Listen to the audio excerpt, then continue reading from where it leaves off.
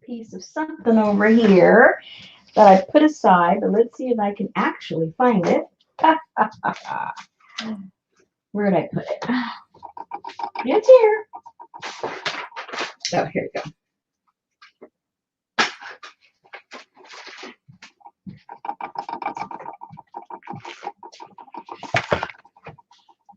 Okay.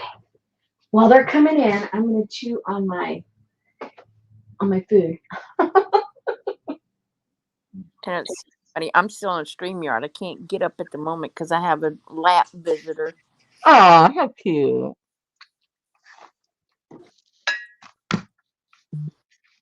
Let's see. But I still don't. I hadn't got a notification yet. You what? I hadn't got a notification yet, though. Really?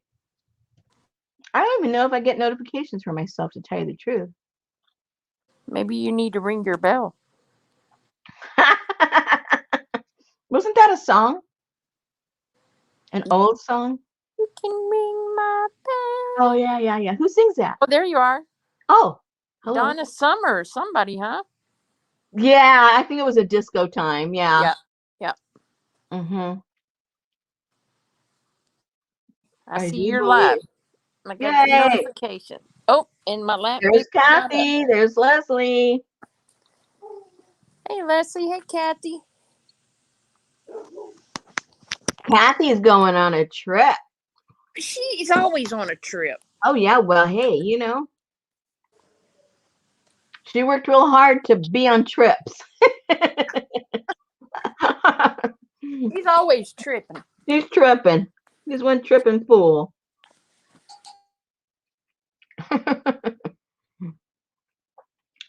Hello, ladies.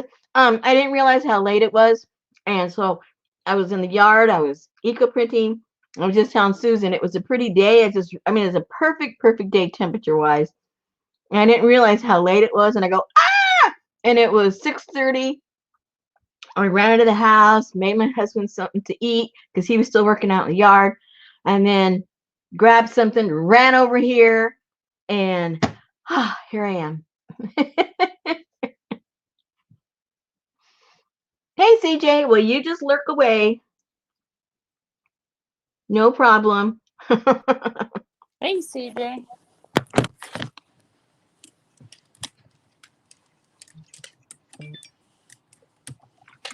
Okay. I can't talk. I'm chewing. Chewing. Well, and I was extra hungry because I only had breakfast. I didn't have anything all day, so it's like, oh dear, I'm hungry. Oh dear. I was like, okay. What did I eat for lunch? Oh, for lunch. I had a piece of steak and mac and cheese. That sounds yummy. Sounds very yummy. There's so many. I see sales already, and there's sales all over. There's like just the people I know, which I don't subscribe to a whole lot of people. I mean, not the seller type people. Yeah. There's like, I don't know, like around 4 of them or something. in the middle of the week. Huh? In the middle of the week. Yeah. Well, I guess they figure there's less competition in the middle of the week, maybe. I don't know, with the bigger seller. I don't know. I haven't figured it out. I don't know. But I mean, obviously, there's a market for it because there's always people there and they sell everything. So more This is power to true. it. Especially that lady that does those like all of a sudden quilt sales. I don't know who that is. That'd be you. Oh. Random quilt sales in the middle of the week. Oh, okay. Y'all want this? Hey, Renee. Hey, Diane. That'd be you. Boy, I'm real slow. It's so funny. You know how sometimes you don't see yourself as other people do? Now, probably other people see me as a seller. I don't see myself as a seller, but I'm sure people do, I mean, I obviously sell things, but It isn't like, I have a sale once a week or something like that, or twice a week, like some people. It's like, so for some reason, I just don't see myself as a seller, quote unquote seller. I'm medium, almost done. And then, Gail, somebody told me that Gail mentioned me today. So I've been getting orders for my papers, which I'm not complaining about, but which is perfect weather to be making a bunch of papers. So woohoo to me. So that's kept me busy. Let me check something really quick. Who's Gail? Augustine Alley. Oh, Yeah. If she mentions you, it's dangerous. Especially to people that have never, that don't know who you are. It's very dangerous. Because now they know who you are. Anyway, let me take a drink.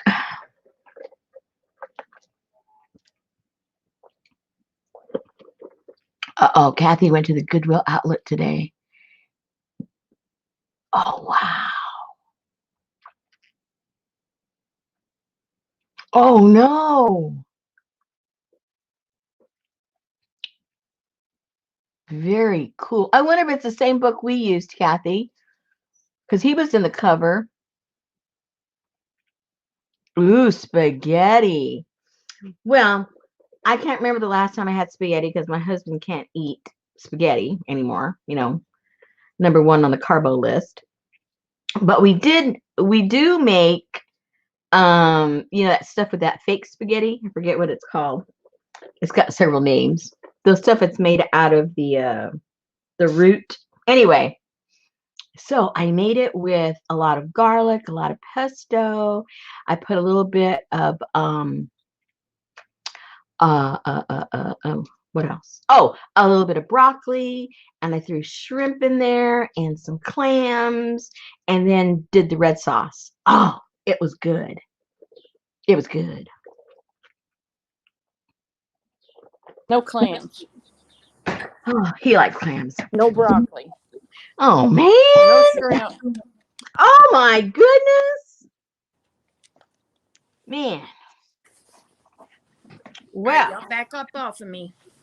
say what? Oh, Because I fixed my plate, and here they come. of course. Hey, Kiki. Hi, Kiki. I was looking down. Kiki, do you love me?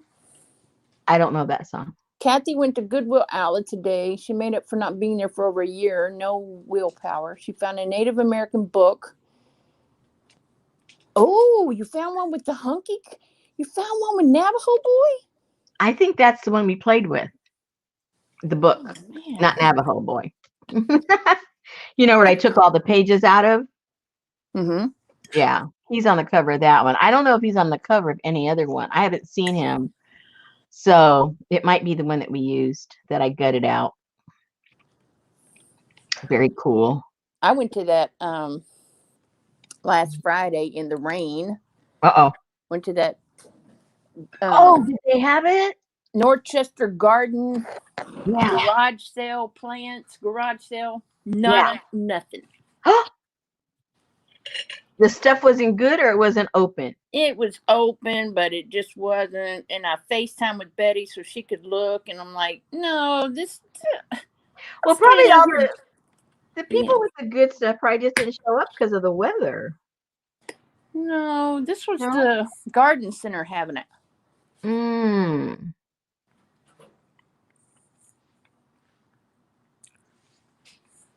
I love him, Kathy. I want to marry him. I think he's a little bit dead. Well, they may believe in reincarnation. He may have come back as the ugliest dude in class. It might be your dog on your lap, and you've been chasing him away. I have girl dogs. Huh? I have girl dogs. Who says you come back to the same gender? Hey, I said, hey, Rosemary. Hey, Missy. I got you all flabbergasted with the transgender reincarnation thing going. No, I think I got kind of flustered knowing that Navajo boy's laying in my lap. Wait till he licks your ear. He'll Come get here, all Sophie. these ear on as we start licking your ear. Oh, man. Sophie. So, anyway, you ladies that bought the kit and or bought the tins, have you done anything with them yet? Are you doing anything? Have you rested with them yet? Are you deciding that you're just going to put them in a book? Huh? What are you going to do? What are you going to do? I want to know. Well, this one was, I tried an experiment on this one. This was really, really rusty. And this one was full of paint. I mean, full of paint. So what I ended up doing is I took it outside and flipped it over, kind of banged it a few times, and literally all the paint fell off, which was perfect.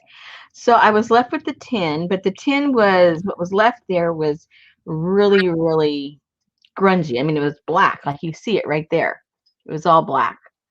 And so then what I did is I came in with that little piece of sandpaper that I put in a little kit, and I went all around where you see the brown right now. I went all around and shook down and did some more and shook it down, and all the metal showed. I mean, all metal. Then I took the leftover water from cleaning the fabric that we already rusted, and I save all that because I use that also with my eco printing. So I saved the jar with all this, rust goo, and then I got a brush and I brushed it on the metal. And overnight, this is what happened. It rusted. Hello. So, I don't see rust, but I like it. everything that says that looks orangey, that's rust. Wow. The beige or whatever you want to call that, because it was naked metal when I painted it. I'm sorry, Navajo boy naked. All his You Hey, can see Elizabeth. you can kind of see here on the edge where it still kind of looks just plain old silver. See that right there? I don't know if you guys can see. Oh, yeah, I do. Yeah, okay. Well, everything that is what looks, brownish, orangish color, it was all raw metal like that Wow. with the sandpaper. And then I went over the top a little bit, just to expose it. There's a few little tiny little spots where I missed. You can still see the silver right there. But anyway, the tin. So that's one way to re-rust your tin. I thought it was kind of interesting. I hadn't done that before. I hadn't cleaned it and then try to really quick rust it. So I haven't stopped the rusting. I haven't neutralized it. So if I were to sit this outside like overnight or for a couple of days, it would get rustier and rustier and rustier. But I like, for the purpose of a journal cover or whatever I'm going to do with it, I think that's more than enough. So Yep. I'll probably go ahead and stop it. Yep. And but I think I'll do another one the same way and just throw it outside and see what happens. Okay, Leslie said she's rusting right now. Woohoo! Good for you. I love doing that. I mean, obviously, if I'm doing it, I like doing it, or else I wouldn't do it. So that's kind of redundant, but so that's that one. This one I did absolutely nothing to. It had, well, let me take that back. It had some paint on there too, and I just kind of whack-a-doodled it a couple of times with the hammer, and it just kind of popped off, and it left a few pieces, and then there's several layers of different paints that have been there through the years, so I left it. And then I had this old book cover that was from the late 1800s. It was a history book written in Spanish about Spain. And so I'm going to turn this into a grungy book. And so I reinforced the inside here, but I left the outside just the way I got it, which back cover is like, completely practically fallen off. The only thing left was a little bit of the leather from the spine, and I'm just going to leave it that way, and I might put a coat of sealer of some kind over. I'm not sure what. That's kind of unusual. Yeah, I'm not going to do anything else to it. Hey, So Lori. Hey, Linda. it's going to be Mucho Grunjo. That's probably a rare find, huh? Oh yeah. A Spanish history book written in Spanish. Yeah. Yeah, this was really strange. I got like 4 different books. It was a garage sale here recently. No, what am I saying recently? Not recently. I don't know why I said that. It was, it must have been 4 years ago or so. And there was this house over in the area where it has all the really large old buildings from the 1800s. And the house had been in their family since it was built. I think like 3 or 4 generations had it. And they had all kinds of books, and some were kept in good condition, and others, for whatever reason, they weren't taken care of and they looked like this. And so what I learned from it was during a certain time of history, a lot of Puerto Ricans, I'm talking about like the 1910, 1920, Puerto Ricans came here to this town and started different kind of import business, and their families built their homes here, and so they obviously spoke Spanish, and their books that they read were in the library, and this was obviously one of them, the history of Spain. And they had like 3 or 4 big ones, and I think I still have one in the house. I mean, it's really big, like that big, but it was really cool. And it had inscriptions. And then I looked up the person up on, on the internet, and the person, popped up, as far as the philanthropy that the family had done over like the 20s and 30s. So you never know what you're going to find in a crazy little town on a crazy little book. And there was her name right there. But anyway, so back to business. Enough of the history lesson from Hey, Kim. Hey, Leslie. I mean, Lisa. From my little town. Hey, hi, Lisa. Oh, Lisa, hold on.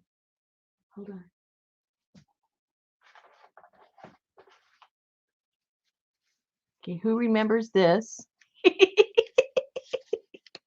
OMG. Does anybody remember this? Who could forget? Well, some of us would like to. Hold on. Kudos to whoever stuck around for that. And whoever watched the repeat. Yeah, that would be what's her name? Anita.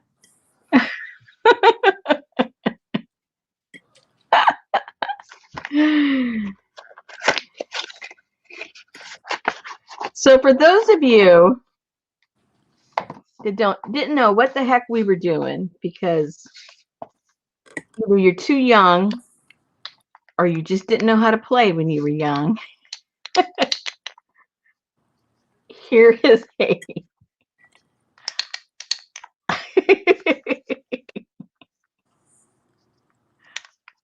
here's how it's supposed to work. Yours worked just like that, so stop. What? Yours worked just like that, so stop. Yeah, what the weight makes a difference, though. The weight of the wood as opposed to the paper. It was like it did work, but but you need that weight to like just to make it flow. Leslie And so, said she watched it again. oh no! She said she watched a little of the repeat to decide if she wanted to make one. Oh. Not by my instructions.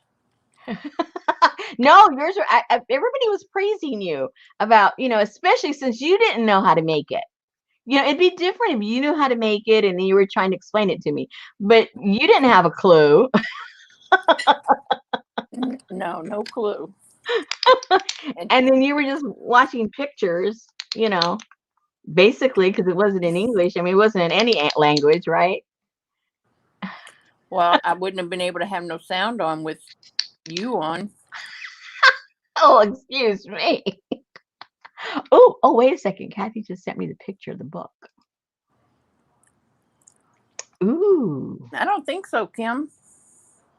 Johnny said you could make one with dominoes and hello. Never mind. Yeah. Okay. Ooh, those are cool books. What books? The ones that Kathy got. Oh, uh-oh. The one that she has isn't the one that we have. Holy moly. There's another one with him in the cover. But it's the same, obviously it's the same artist, it's still Curtis. And it's the portraits that he took between 1862 and 1918. So it might just, I'm sure it's the same book. It's just a different cover. Because I got the small book. It looks like she got the big one. I think that's the difference. Hey, Mutt. Excellent. Those are so cool. That's Brooke to you. Say what? I said, hey, Mutt, but that's Brooke to you. Are you like doing a side deal over there with Kathy or something? No, she sent me a picture and That's I what looked I mean. at them. Well, do you mind if I look at my pictures? Man, bossy. Eat your dinner. You might I am. be in a better. No, I know, Kim. She could with the one that we made out of paper, though. What's that? Make a journal out of it. Oh, yeah, you could. And then it had the pictures, and then their pictures would like rotate. Hey, Stasha. Yeah. Kathy Look! went to the. And if you drew a snake, the snake would like move. Huh? I don't like moving snakes. Oh. Come on. See, it needs weight. It needs weight to move. Anyway, okay. Kathy was bragging, Stasha, because she went to Goodwill and she found the Navajo boy book. Yeah. Hey, Anne. Hey, Ann. You must be reading StreamYard because you're faster than me in the chat. Yeah. I'm looking at the StreamYard. But anyway, so fun. All right. So I started a different feature this month. I'm going to see how it goes. So far I've gotten some really good feedback. And I'll give you the whole sorted story. So you can just go ahead and eat Susan, because you're going to say you can't interject 2 words. So here's my spiel. All right. I think you guys already know that I've been mentioning that it seems like everything I do is around the kits, right? It seems like it's like consumed my life because I got to think of what I'm going to make. Then I make the prototype, and then I fill out the orders, and then we do them together. And before we've even finished it together, you guys already want to know what the next one is. And so the whole month is consumed with that, literally, which really doesn't give me, along with my other stuff that I sell in my shop, between all that, it really doesn't give me like a lot of latitude to Hey, do Andy. to do other things,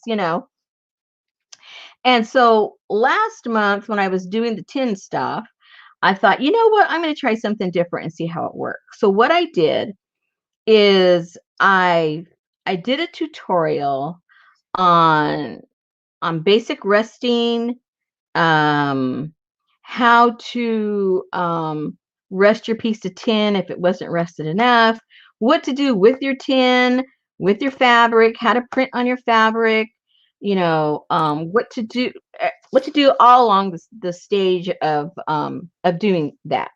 And what I did is those that bought the kit or bought the tins, they were given a private link to those videos, because it took me to do all those things to show, took a period of like about 3 days. I looked Now at the lockjaw. huh? Oh, I was just. I looked at Betty and said how to craft with lockjaw. so so there's no way that I could do that live for you guys, because then that would stretch over like for 2 weeks, right? Or being on three nights, and it just isn't practical. It just doesn't work. It just drags it out and it's too time consuming. Meanwhile, back at the ranch, I start doing this, and I stop filming, go do my other stuff. The next stage is ready, film that. And so the video, even though it took 3 days, the video was, I think, maybe an hour long. And I compacted all the info on what to do with the tins, how to do your resting, how to do, rest your fabric, all that. And it's done. It's done. I don't have to deal with that for the rest of the month. And I told Lays, let me know how you like this. If you like to have them better this way, because in my mind, those of you that are really making the stuff, that bought the stuff and are going to make it, Watch out. you know, if you're serious about it, you got to come back. I mean, if you can't watch the lives, and everyone cannot watch the lives, then you have to be skipping and hopping over all these 3-hour long tutorials and find the exact spot of something you want to know to do on that particular kit. And now nobody has complained about that, but it's got to be frustrating. It's frustrating to me when people ask me, I can't even find the information, and I'm the one that did the video and I can't even find the information. So this way, if you've bought the kit, or in this particular case, the tins, you don't have to traipse to 3 hours of anything.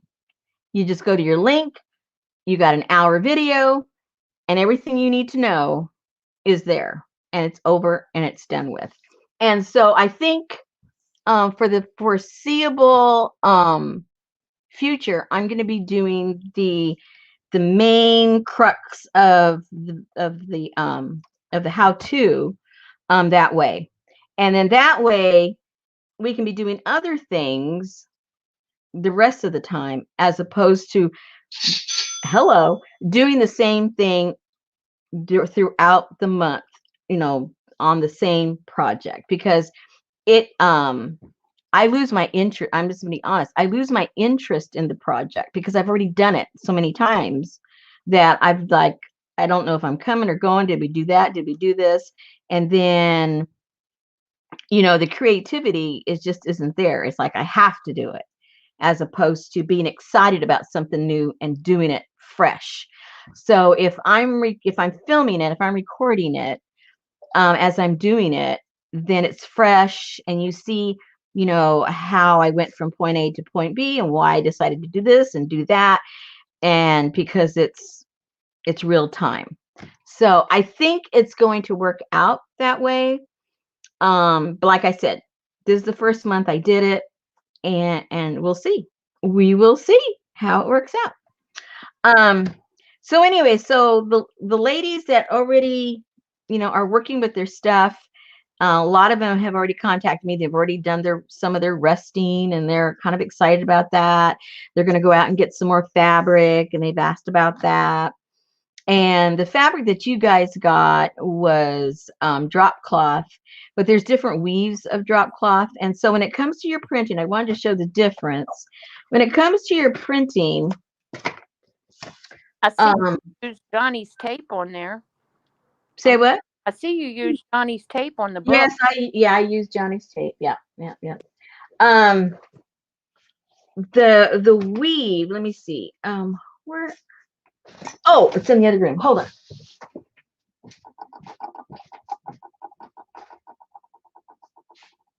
I just want that stack right there. I heard the rattling teacups.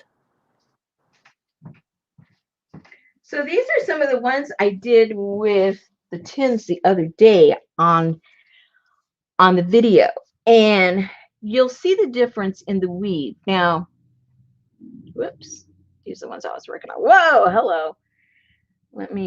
Forgot my needle and everything was in there.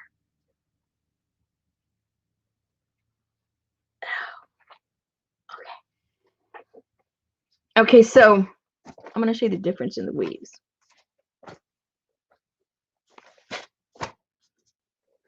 Okay, so this is a drop cloth, and this is a drop cloth. But this is a little more expensive drop cloth because of the weave, and this is a cheaper drop cloth because of the weave.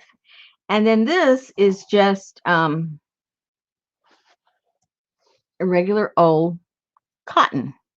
And so you can see how, depending on the weave, you just think about paper, how absorbent paper can be, depending on the type of paper.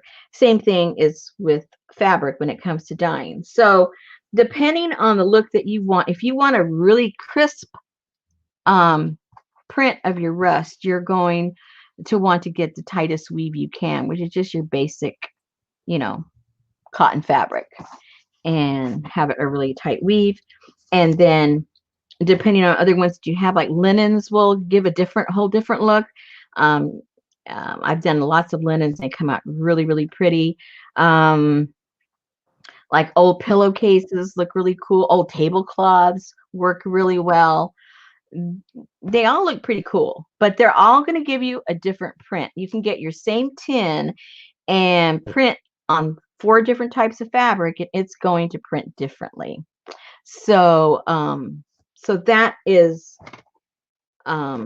something for you to play with and practice with and see if you like how it comes out. Alrighty, so Hey, Allie. look at all these little doodads. And I don't throw these doodads away. You sew those into other things. They look really cool. So don't throw these things away. I mean, I don't. But anyway, so on this one that we did together, I cut them small, and so the fabric was completely covered with the tin. That's why everything gets really cool and yummy, right? This one, I put it in the center of a larger piece, and so it kind of went all over the place, but then where the tin wasn't in direct contact, then it just left its regular color, and then I came back and did the painting in there. So it's just play with it. I mean, that's what I say about all this kind of stuff. To me, the fun part is experimenting, having fun, and not doing exactly what anyone else does, and come up with your own really cool stuff. And that's what makes your work unique, So anyway, so I'm going to show or talk about and show what we did here. Now, I don't have the container, the indigo, because when I mixed my last indigo, I forgot to save the container, the little thing it comes in. And this is all I have left.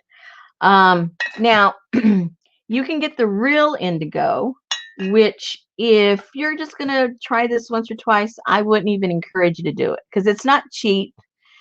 And even the smallest quantity, it costs a little bit because it's powder, and so it makes a lot of product. So unless you're serious about it, or else unless you already use it in other forms of craft that you use, I would tell you just to get yourself any kind of a watercolor or an acrylic paint and water it down, or get some kind of like a Ritz dye or something in the tone of the color that you want.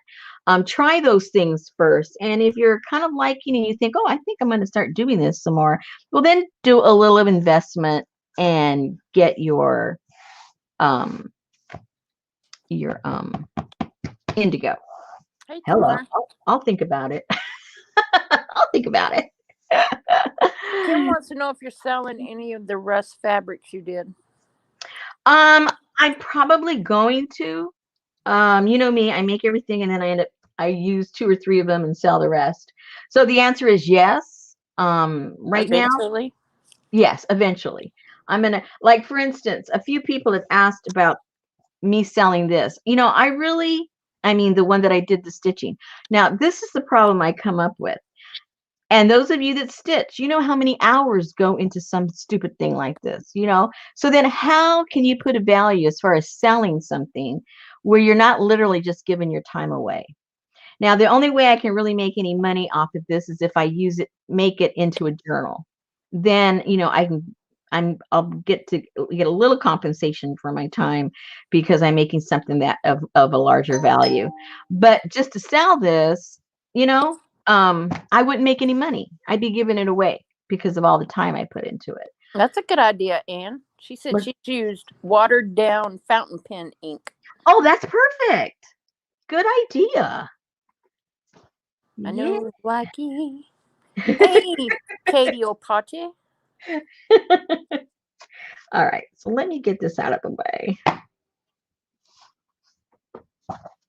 You're going to poke yourself with that needle, and I'm going to be here to see it.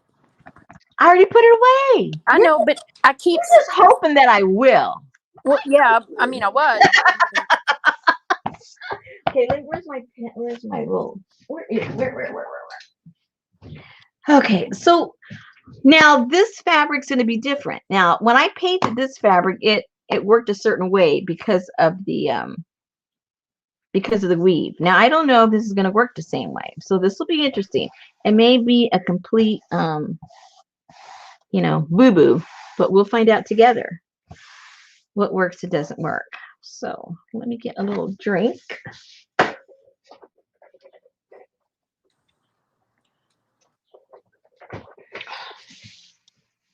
It's a big old paintbrush. And let me find something to stir that up with, because it kind of settles in the bottom, even though, it's been diluted and everything. It tends to kind of sit there. So if it's been diluted, does that mean it's delusional? Well, I guess so, if it could talk. Okay. Let me get that out of the way. Where I thought. Awesome, Kim. Kim's going to send you an idea for a kit. Woohoo! I need them.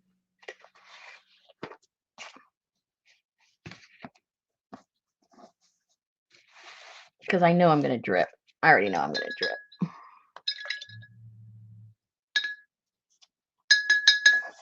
All right, let's do a little spot here, see how absorbent it is or is not.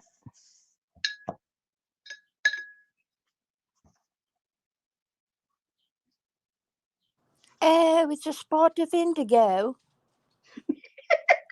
Now, it's not as absorbent as this one was. The other one just sucked that puppy up. That's pretty. A wacky. I like it too. I know, wacky.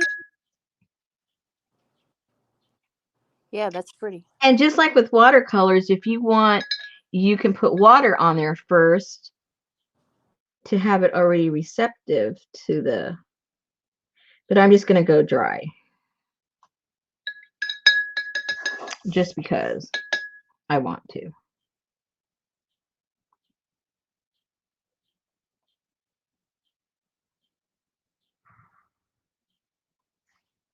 See, I got the little doodads down there on the bottom.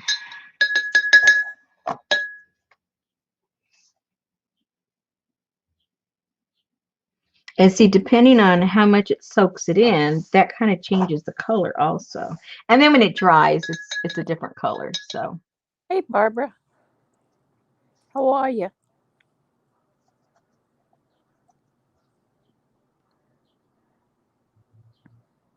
Well, at least with it not being so absorbent, it doesn't run where you don't want it to. yeah, you can control it. Yeah.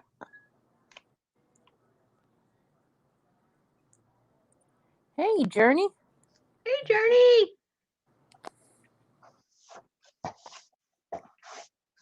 Okay, so now that I see what it does, let's work from the center so I'm not stretching my arm over all this stuff.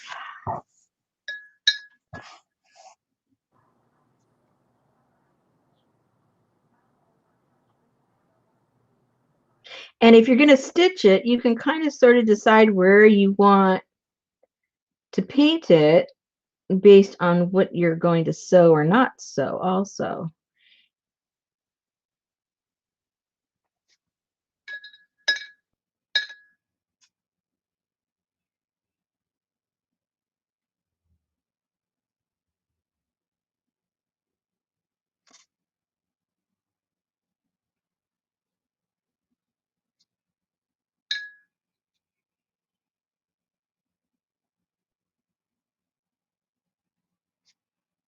And it's very relaxing. Anne said she likes, I don't know how to say it, diamines or diamines, ancient copper fountain pen ink, the best for a rusty look. You have to make sure you're using waterproof ink. Ooh. She knows how to get the look. Yeah, she does.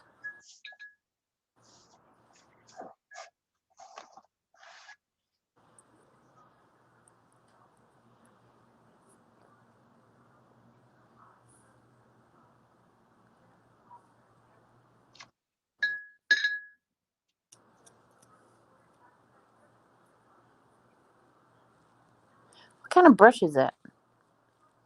It's for Japanese calligraphy. Ah, I forget the name of it right now. a soul brush. And this is made for you to be able to put your ink in there. That's what I was wondering, if that But I'm chamber was for ink or if it was just. yeah, but I'm just choosing not to use it that way right now. Yeah. Because I knew I would make a mess with this indigo stuff if I try to pour it in there. So I said no, because I don't have like a tip to put it in. So Yeah, she's using indigo ink. Or indigo dye. water, yeah. Yeah, indigo dye water.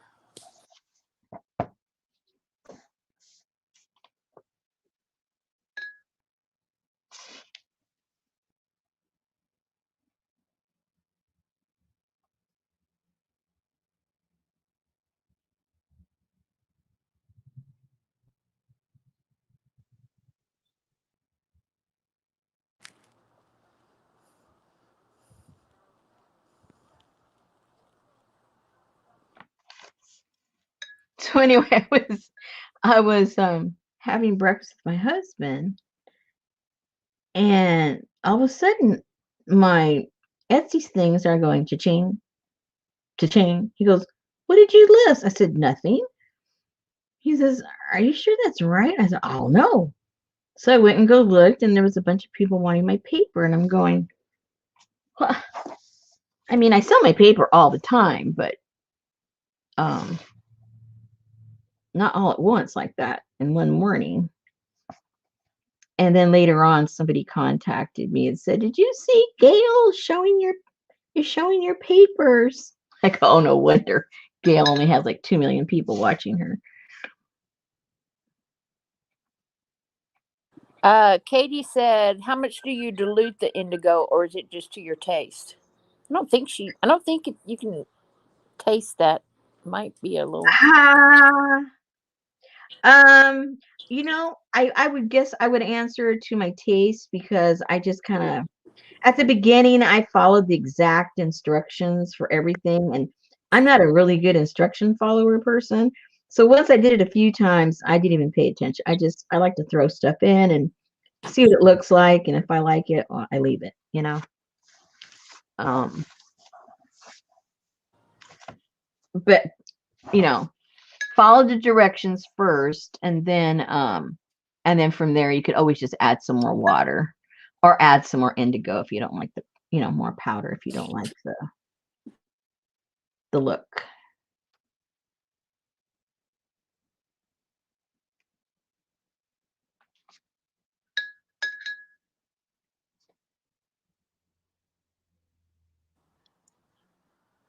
No, Sophie, no food.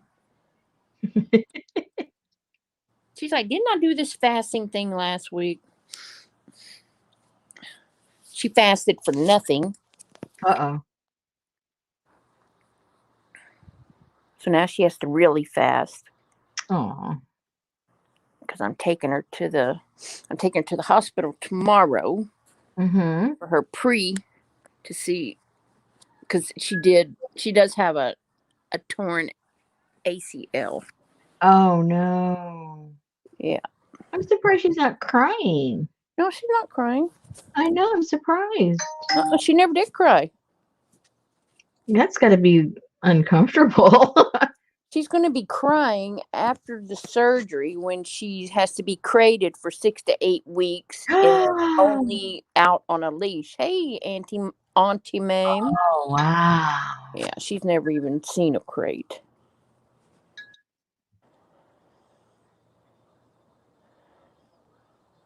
No way, Kim. What? She said she was on somebody's channel earlier and she had a breaking news alert on her tablet. A lady gave birth to 9 kids. What? No way. They're alive? I mean, they're full term? I would slit my wrist if I had 9 children at one time. At all. Period. Hey, just give me one. I'd do that. Thank you. I don't even want one. Thank you. You should see all the, I mean, it was really interesting from a psychological point of view. My girlfriend's attitudes toward me, whenever I would say I'd have zero interest to have children. And they're over there, the time clock, watching their clock go, their biological clock going. And I couldn't care less, Right? Just get me past this. Yeah. And it was them that would bring it up. I mean, I never judged them for wanting children. I mean, more power to them, But they were very judgmental about the fact that I had not gotten pregnant yet. It was like, first of all, lady, it's none of your business. Thank you. My business. And second of all, I don't judge you. Why do you judge me? I don't judge you that you have 3 kids, Thank you. And 2 of them are ugly. I'm just playing. My mama had a couple of ugly children too. My brother and sister. It's okay.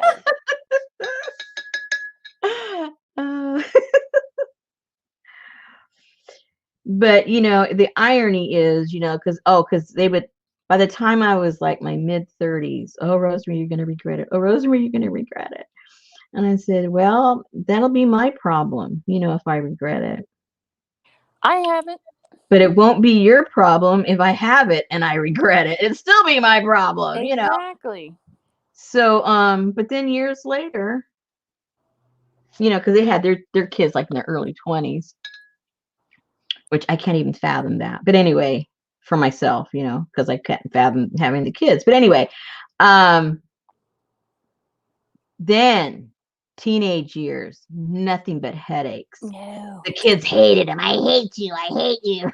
I'm going, oh, I'm really missing out, aren't I? Oh my goodness, what the heck was that? Did you hear that? What was it? It sounded like somebody shot like a big old giant firecracker or a gun. I don't know what. It was loud. Probably the people across the street. Are they still acting up? No. There was a bunch of noise over there one day. I forget what I told you guys last.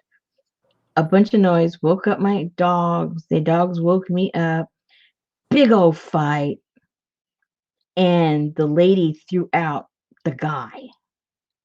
It has been silent over there ever since. I think he started getting into mischief.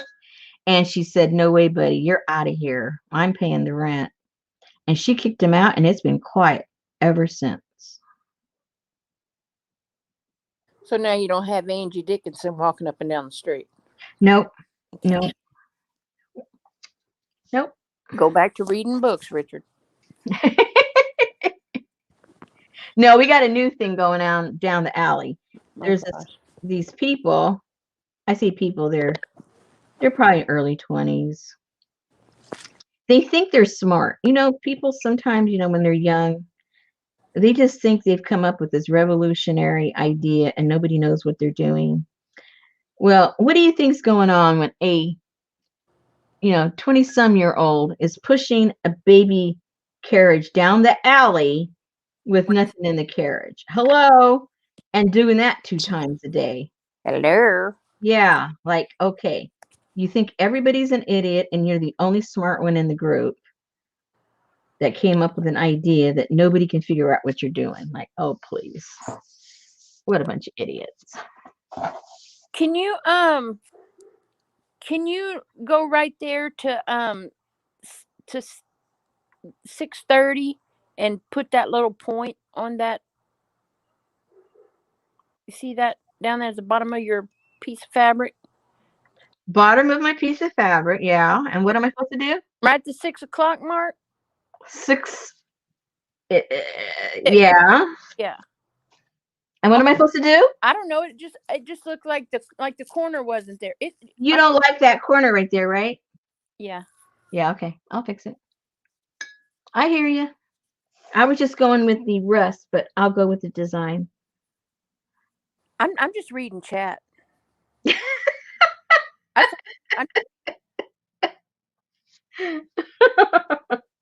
I hear you. I hear you. Okay, so now I got to figure this out over here. Yeah, Katie said maybe she's picking up cans. It's a guy. Oh, maybe he's picking up cans. Yeah, he's picking up a can, all right. Oh.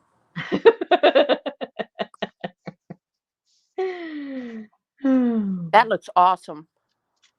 Yeah, I gotta. Now I don't know if I should freehand this or if I should. I like it. I like it because it's gone. Because it's gone. Yeah. It leaves like it should have like a bird flying out of there. I like it. But it's your thing. You do what you want. Well, I like input. I mean, I do what I want at the end, but I like input. You said do. I do too. I know some people think theirs don't stink, but hey, it happens. Yeah, Linda said yes, leave it as is. I agree. Yeah. The perfection of the imperfection. Hey, Judy, 33-3, Judy 33-3. He likes it gone too. Are you sure? Oh.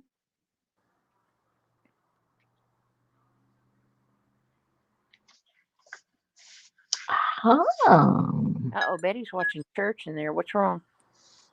Watching what? Church. Well, I don't know.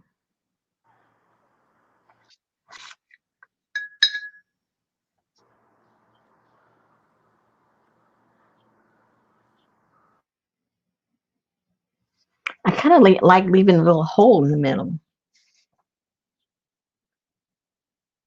If I don't like it, I can always fill it in.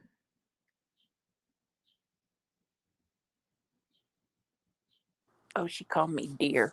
Huh? What does that mean? She wants something? No. Oh.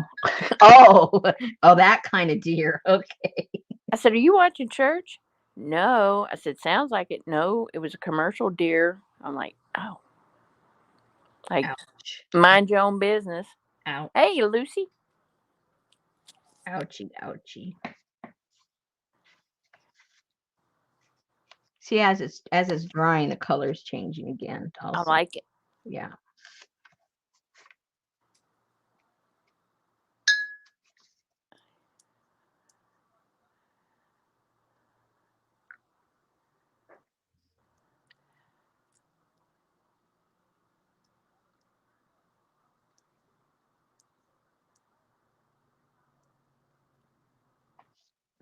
It's like sewing. It's very calming.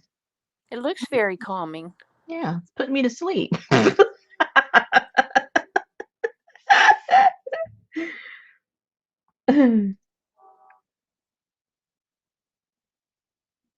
So my husband's been arguing with our insurance provider. Um, Homeowner or auto? Health. Oh, health. Forgot about that one. My husband is totally deaf in one ear from birth, And can't hear out the other. and only has like 30% in the other ear. And so his insurance covers hearing aids,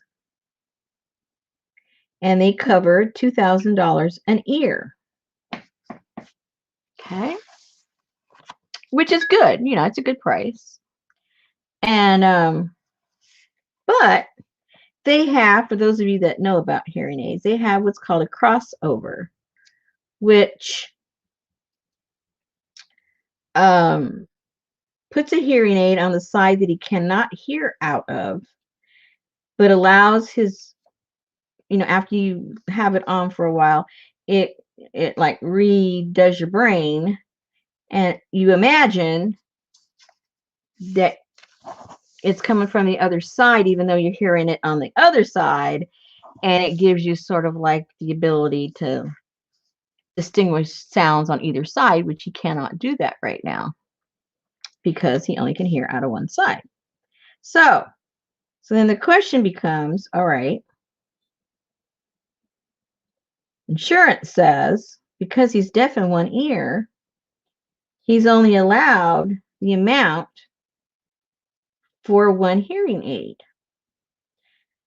Well, the one hearing aid will cost about $1,800, and the crossover is about $1,500, which if they would pay $4,000, which if he had two good ears, he could get that, he'd be able to get the crossover and not have to pay out of pocket. So there becomes, oh, that looks like a doggy, doesn't it? It does to me. And so there becomes the problem. Well, we can't pay for the hearing aid because you can't hear out of that ear. Yeah, but it's allowing me to hear from that side of my head, But anyway, anyway, this happens every 4 years, because every 4 years he can get a new hearing aid. And he argues and argues and argues every time. I don't think he's won yet, but he keeps trying. So, but is it one hearing aid? It all depends how you look at it. Oh. And the insurance company says it's one hearing aid, and they will only pay $2,000 per hearing aid. And he says, well, it's helping me hear from that side of my head, and I need it on that side. I can't put it in the other ear. I have to put it in the ear that I'm deaf in over on that side to transmit sounds from that side of my head. I can't put them both in one ear. Anyway, you see the dilemma. Oh, so it's two. It is two. Yeah, it's two. Okay. But they say they won't pay for the second one because he's deaf in that ear. Hey, Amanda.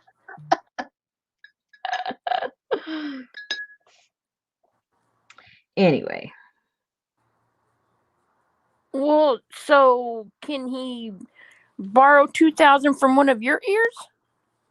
That would be wonderful, but no. Okay. That would be fraud.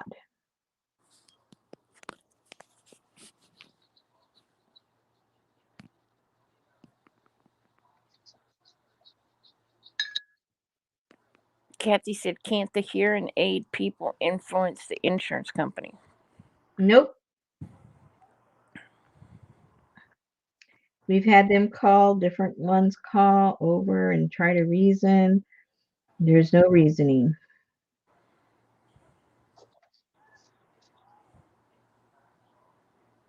I mean, my husband's smart enough. He knows how to get it paid, but it'd be fraudulently. He knows how to do it.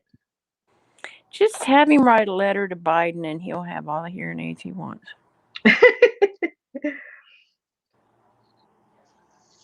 Yeah, no doubt, Renee. She said insurance companies trying to play doctor with our lives just ticks me off. And what's interesting is, you've got outside companies that work, or I should say, yeah, they work for the insurance company. They're not really the insurance company. They outsource everything. And so when my husband's explaining it to him, the lady was saying, well, that makes perfect sense. I don't see why they wouldn't, and he's saying, well, I don't either. He goes, you're the ones that have to fight, So she says, you know what? I'm going to take this up to my supervisor because I hear what you're saying and it doesn't make any sense that they wouldn't, anyway. So she got the concept, right? And she was all excited and she was going to take it up to her supervisor. And she calls back today all sad. She goes, Mr. Morris, they don't understand what we're talking about. Now she included herself with my husband, They just don't understand what we're talking about. They don't get it. Well, that's just it. You have to use logic sometimes. Yeah, exactly. There's just a flat no. How do you? Yeah. You know what? Oh, I would tell. Oh, I did hear. Oh, I hear something out of that ear. Raise your hand a couple of times, and you'll get one of those beeps right. I promise. He can watch you. You wink your left eye, then he holds that hand up.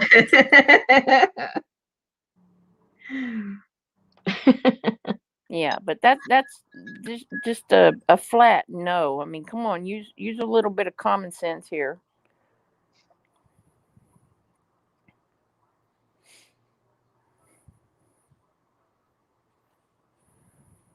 Then my husband says, if I didn't have to pay so much for insurance, I wouldn't mind having to pay for my own stuff. But I'm giving you the money, and then you won't buy the stuff for me.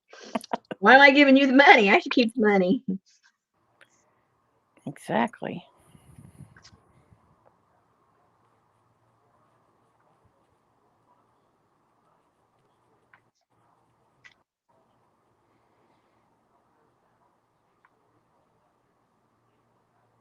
That's looking very mosaic. Yeah, huh? Yeah. Candy said, call your local state representative. I think he's friends with all of them. Yes. Yeah, it has nothing to do with the state.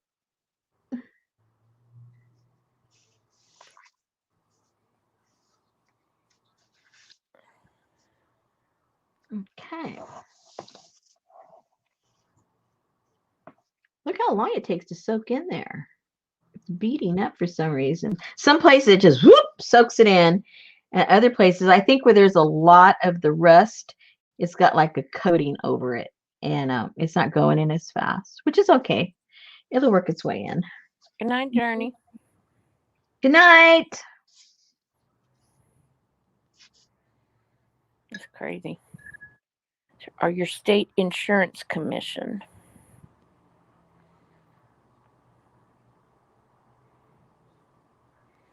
Hey, Jane.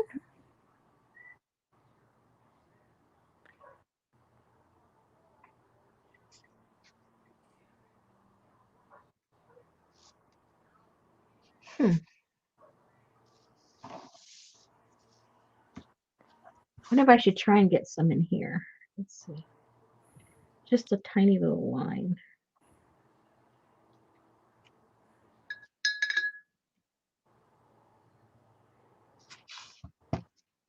Should have ironed this flat before I started. A little late now. Does he have Medicare? Oh, Kathy said she thinks Medicare only covers hearing aids through Part C. I don't think they carry they don't do hearing aids at all. His hearing aid is all through his private insurance. Wow.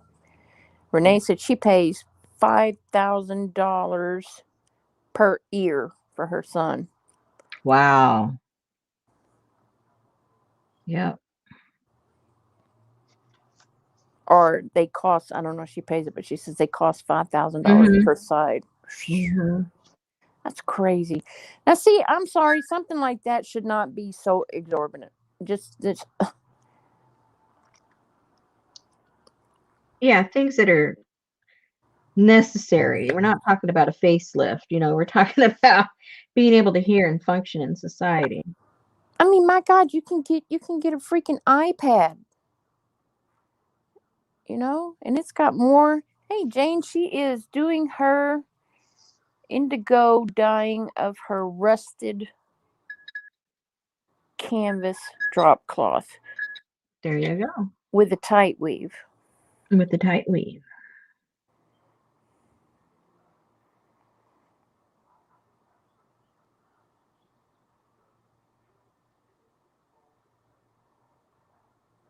With This her looks a little, Japanese calligraphy brush. this looks a little bit like a little peacock feather. I don't know. You either see Asians or peacocks in everything. I guess that's the way my eyes are wired. I don't know. Where else could I put a little bit of blue? Maybe you need a seeing aid. A what? A seeing aid. What the heck is that? Well, I would assume it'd be glasses, but Oh. like a hearing aid. Oh, A sorry. seeing aid. A little slow.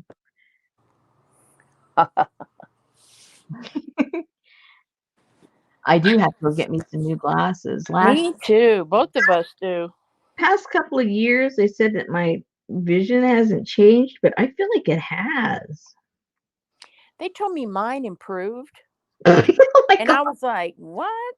So then when I picked up my glasses and I was trying to drive, I was like, what the hell did they do to my glasses? Oh dear. I went back and he said, well, no, your vision's improved. I said, check me again, please. Because I can't even read the signs up on the freeway now. So then they made me put on this big old steampunk looking metal thing that had all the lenses in it on my face and made me walk around the store and see what You I even could like see. that. And so they had to change them. I was like, dude, I've never had my vision improve. Well, one time I went in, because different people do different things to your eyes, then you finally see the doctor. Hey, Elaine. So he asked me, do you still wear your glasses for driving? And I said, I don't wear glasses for driving. I only have them for reading. And he goes, how did you get your license? I said, excuse me? I said, I can see signs just fine. Well, the goofus that took the test wrote it up like I was practically blind. I don't know how he messed up the test, but he was showing that, I can't see past my nose close up or in the distance. It's like, no, I only need reading glasses. So he redid the whole test himself right there. And my vision had not changed. I said, Oh, yeah, wow. I know. I bet you that guy got in trouble. The tech guy. What are you doing embarrassing me in front of my patients?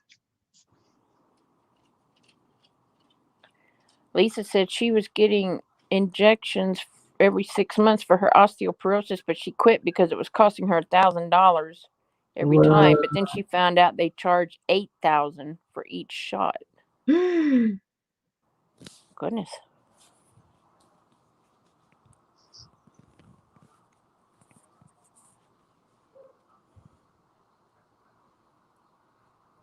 That's ridiculous.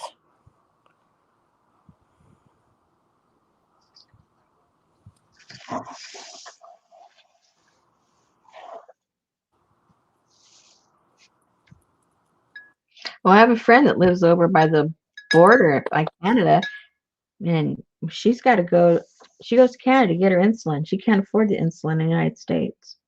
Well, that's like here. They go to Mexico to get their stuff. Yeah. It's like, oh, you want to Mexico? Can you get me 300 Xanax and some amoxicillin? I'll be good.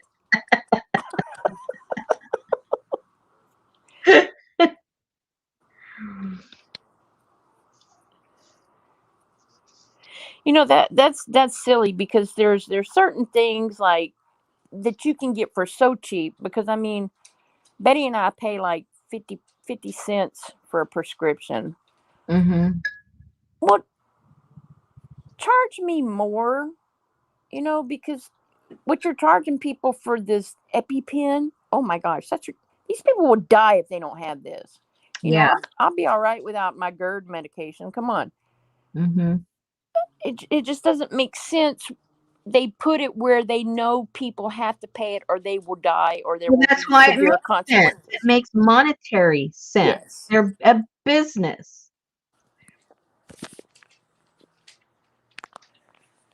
And my husband always says, he goes, well, of course it's because of lobbying and everything. But he says nobody would like even tolerate if you had to pay for the fire department to come and put out a fire in your house. You're already paying taxes. You're already paying for it, right? And it's a necessity. You don't want, if your house burns down and the neighbor's house burned down and the whole neighborhood burns down. And that's just for a fire, let alone your health. You'd think, okay, we want our citizenry to be healthy.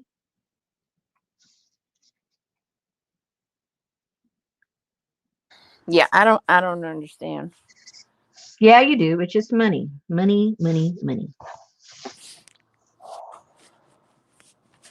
And the lobbyists won't allow the lawmakers to do anything about it because they all want the money. So, ooh, I'm kind of liking how this is coming out, people. Oh yeah. What do you think? What do you think? Now, should I put some blue up here? Or should I just leave it on the one side? Or should I just put some where it's lighter right there and then blend it into the darker rust? That would be good. Yeah, I think that would be nice.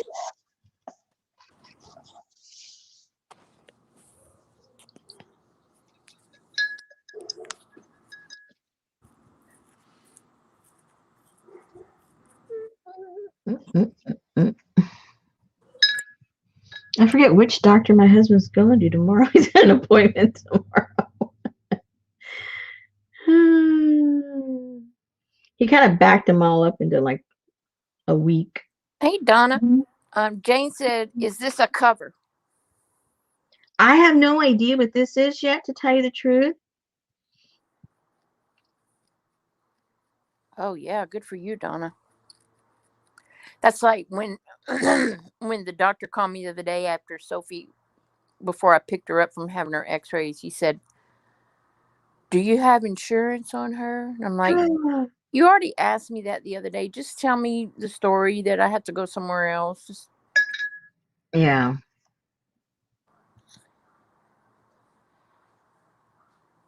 Dang, Leslie's husband takes a shot the day after chemo, and it's $62.31 a shot, $6,231 a shot. See, that's just it's all based on need.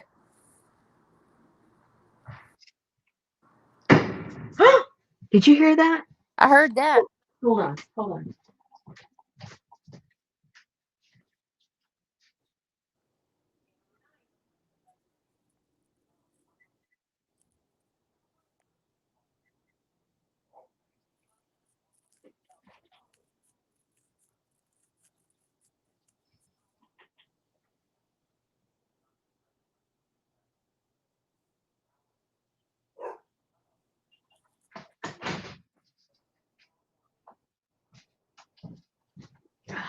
Mr. Morris is out there. He's going to check it out. I don't know what that is.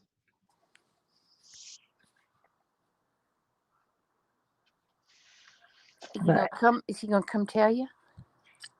Probably. Hey, Nora Jean. She said, "Be careful." It sounds like a stinking firecracker. Who's shooting off of firecrackers? That sounded louder than a firecracker. Yeah, I think so. I think you're right.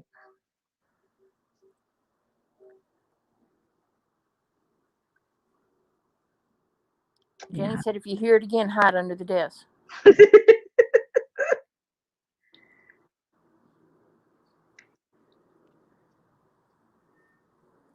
Okay, that.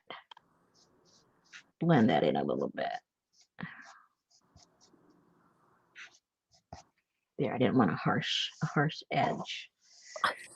Anne says, I think Rosemary has a ghost between teacups rattling and loud bangs. Yeah, it did. It sounded like a cannonball, or it sounded like what my grandma used to gripe about. Don't slam that screen door. I mean, she would have 20 kids at one time, and when we all ran outside, it'd be squeak bang, squeak bang, squeak bang, just over and over. Luckily, she wore hearing aids. Oh, she could turn it off. Yeah, Huh? she could turn them off.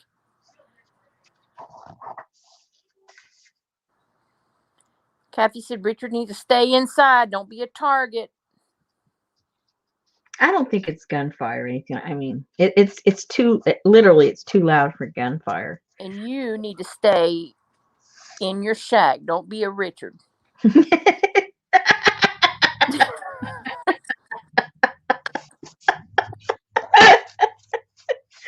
Oh my god.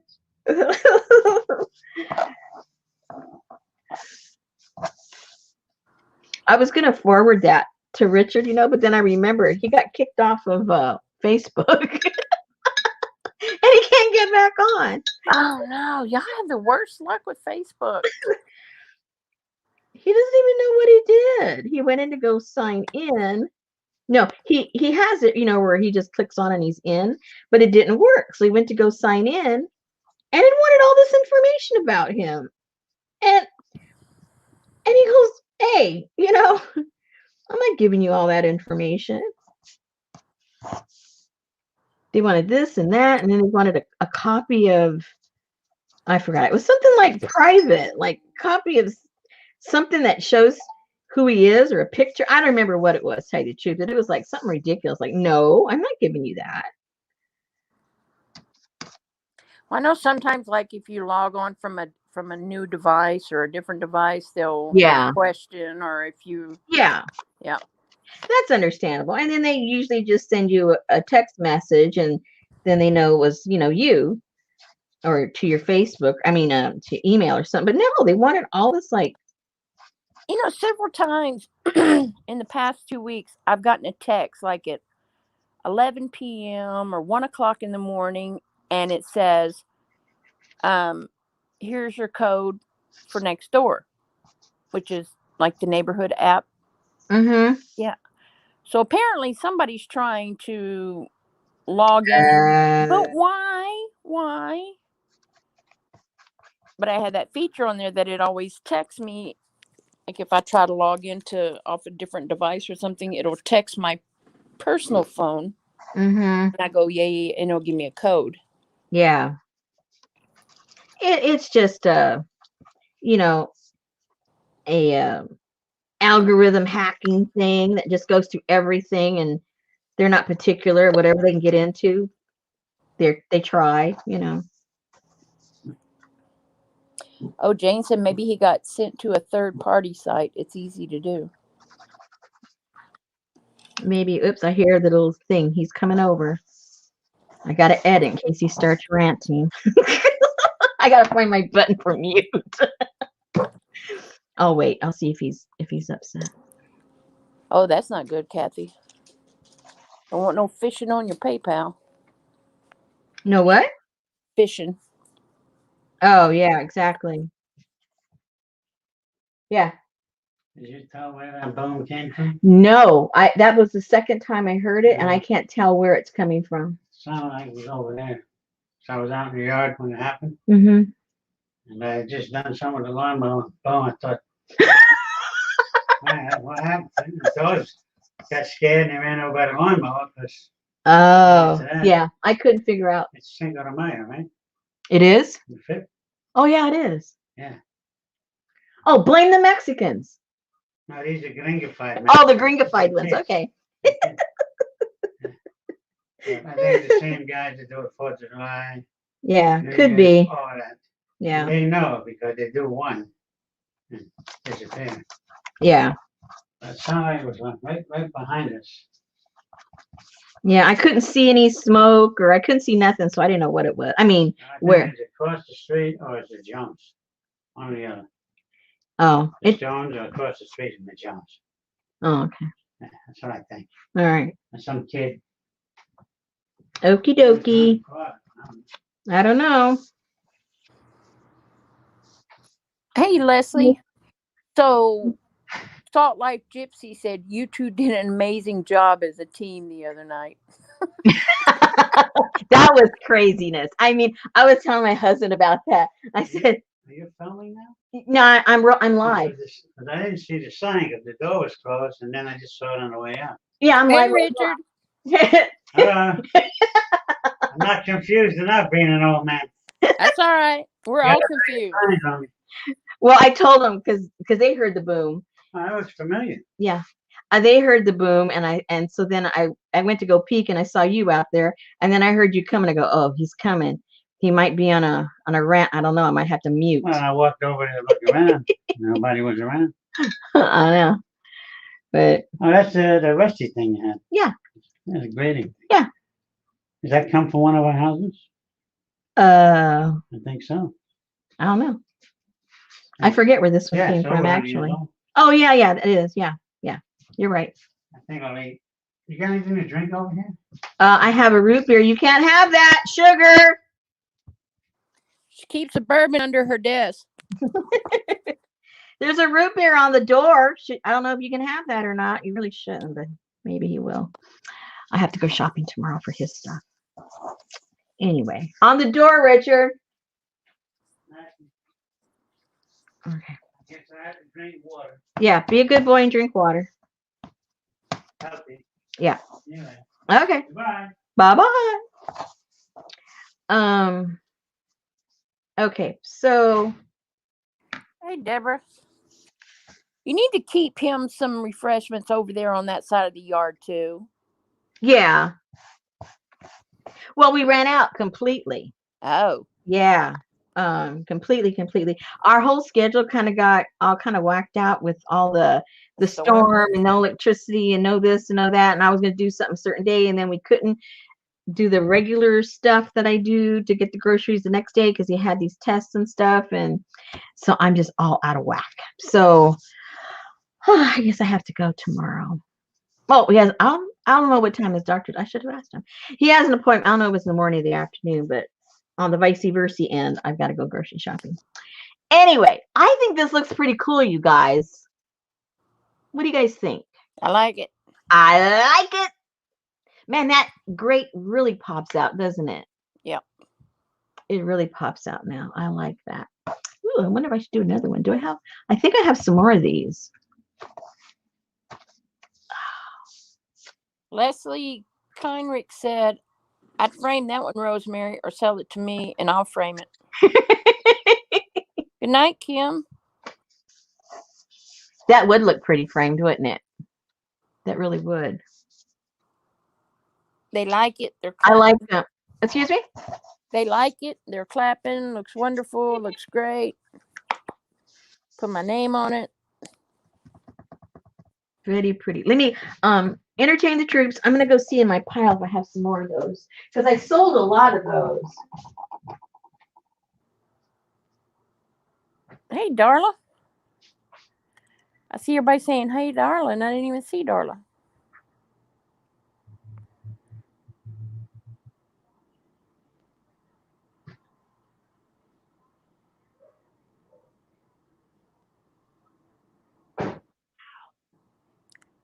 It sounded like it hurt.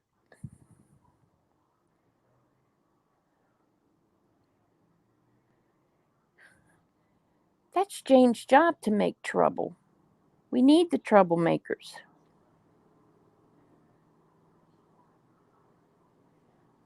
I love to stir the pot.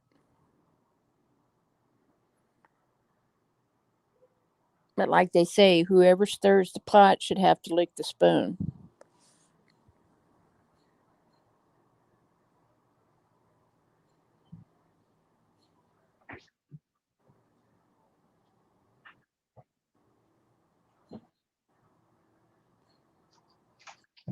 Okay, let me see what I got. Did you hurt yourself? Me? Yeah. No. I heard a bang and then I heard an ouch. Oh, A box fell over on me, on my toe. Oh, no. I was just being dramatic. It really didn't hurt. It just automatically just went, ow! Okay, so here are some pieces that I have. Ooh, that one would look cool. I got that one. And what I did is I folded that. So that's residual rest from that. And then That I first put one looks like a dirty ashtray. a dirty ashtray. No, this was what do you call those things? They go in motors. I forget what it's called. They go in the motors. Let me see, but I want to see if I have one of the bigger ones. I'm pretty sure I have another one, but let me double check. Oh, here's a half a doodad one. Whoops. Yeah, because I sold most of these last year. Most of the ones I had. But I think the ones I kept were the ones that weren't complete prints. The ones that were like this. The ones that were complete, those are the ones that I sold. But that one, Is it a gasket or a piston? I think it was a gasket. Okay. Ding, ding, ding, ding, ding. You win, Lisa. That one might maybe look cool painted. I don't think this one has enough of, no, there's not enough design, but it would still look pretty cool painted. So who sent you Jacob's Ladder? Oh, Miss Lisa. Oh, did she now? I thought I said that. No, I thought you said somebody. Oh. Oh. Or I wonder who. Are you sure you weren't on mute getting your food or something? Do-do-do-do.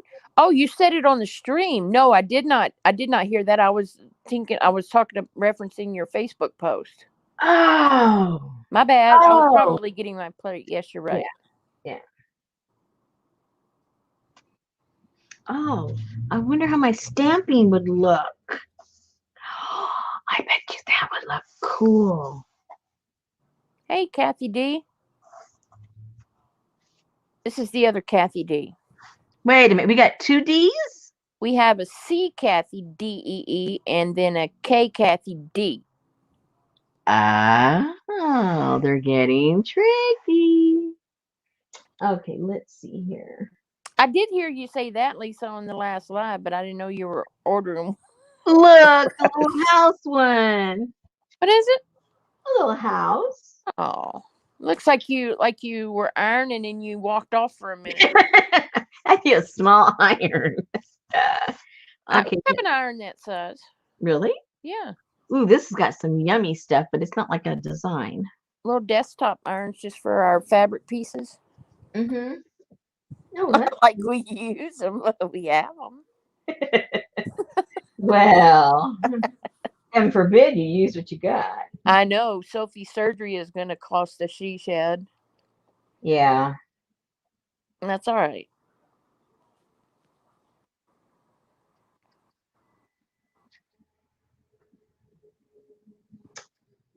Oh. Don't forget to look on the bottom of the pile. I didn't realize there was stuff way down there. Hold on, people. I got so much junk. Oh, look at that one. That's a nice print.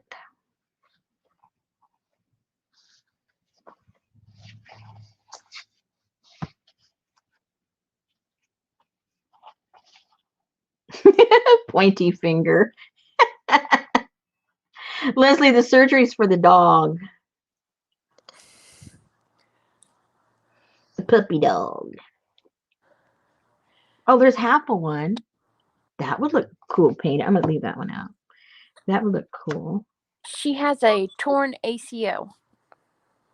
Ooh, how about the pizza thing? Pizza thing. Mm-hmm.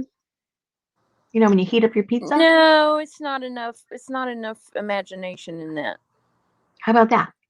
No. What happened to the other ones? What other ones? The ones that we agreed upon before you grabbed this pile. What are you talking about? I This like one. that one. I like Well, that we're one. gonna do that one. I need more than one. We're gonna do that one. But then I thought you had one that you said was a gasket or something. And there's a half of one. Yes, we got the gasket. Where'd the gasket go? Oh, good luck, Candy. We'll be thinking about you. Bye bye.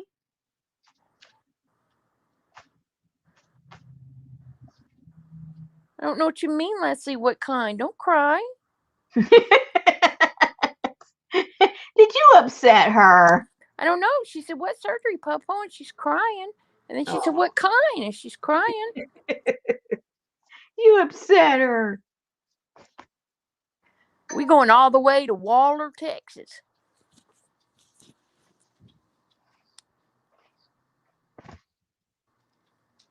Okay. I think I got a little bit more here. Let's see what we got. Oh, here's a little itty bitty gasket. A itty bitty gasket. Oh, and we've got some I don't know if those are leaves or feathers, but we got those. Be careful, Goofy.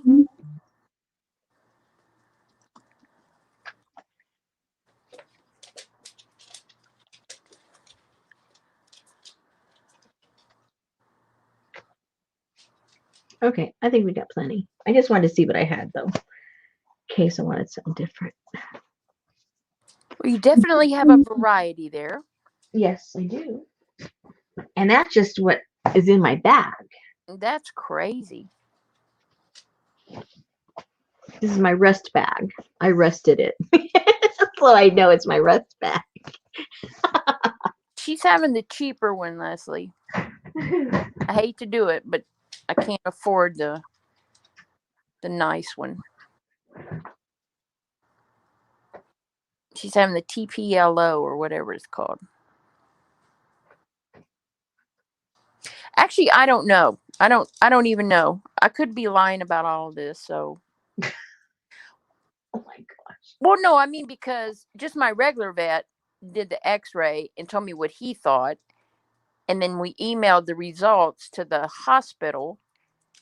And the man said, well, I see this, but we won't know until we have a physical examination. I said, okay, good. Okay, now this is a completely different weed. Let's test this one. This was an old, and I say old, I mean really old, tablecloth. You see that design, like, what is that, 50s, 40s? Anyway, but I think I like the back. This is the front. Yeah, I like the back too. Yeah, this is the front. We're going to do the back. Okay, here we go. And we'll do a corner just to see how it soaks it up. And you know what this stupid vet said? Whoa, it really soaks it up. What did he say? He said, oh, and he says, well, you're being awful quiet.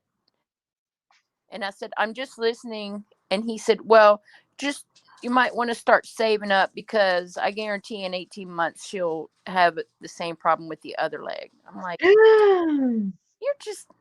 Oh my. Yeah, then whatever. Yeah, I did try Texas A&M, which is a major vet. They have a vet college, but they told me that now if there's some kind of certified something that they have to charge, they charge the same thing. Oh no. Yeah, so yeah, I tried that. Yeah. And they couldn't even see her until like August. I'm like, oh no. Whoa, look how much this soaks it up. I mean, like, it's paper. Yeah. So definitely test your fabric before you. You said that was a tablecloth? Yeah. Yeah. Now it's thin, just like the other cotton was, but see, this is probably what, got linen in it maybe, or? It's a loose weave. It looks kind of tie-dye. It does, doesn't it? Yeah. The way it's sucking it up. Look at that. It just like sucks it. Maybe that's seersucker. Ha! Target to you.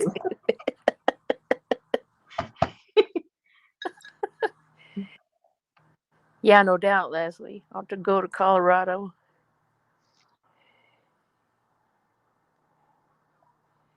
They don't know, Darla.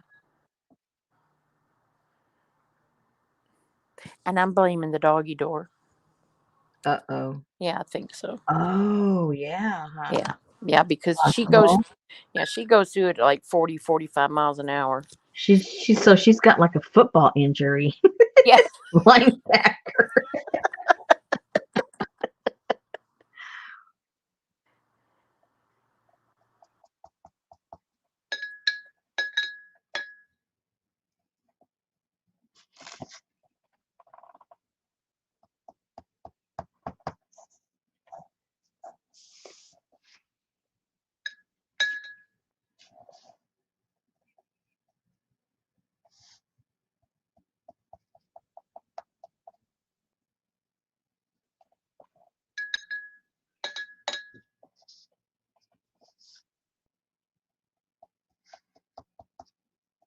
Wow, it really sucks it up.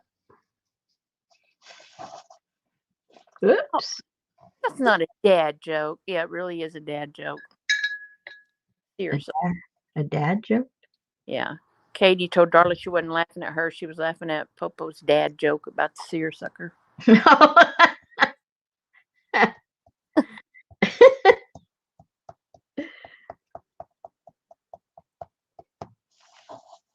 Okay, so now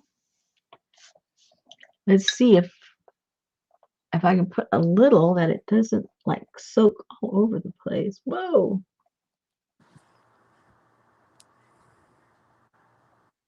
That looks so tie-dye. It does. I like it.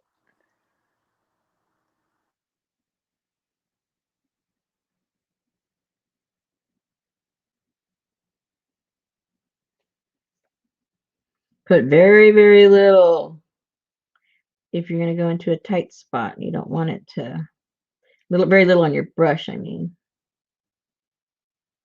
and barely touch it.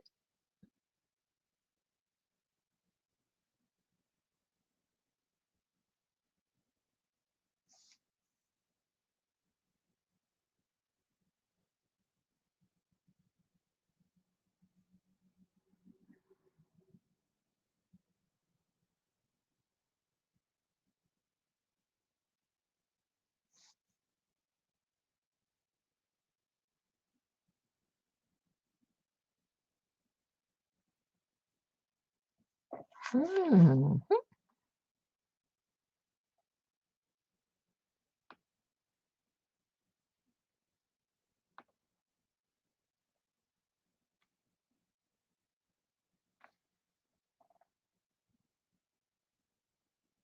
That almost looks like a mini viewfinder. Yeah, it does. Or not the viewfinder, but the Yeah. Yeah. The view. The view part. What are those called? The film? No, it's not a film. What is it? Reel? No, it's not a reel. Could be. Viewfinder reel. Yeah. Disc. Maybe they're a disc. Maybe it's a disc. Yeah. The original disc. I have one laying in the dining room to die. Oh, yeah, you mentioned you had that. That's so cool.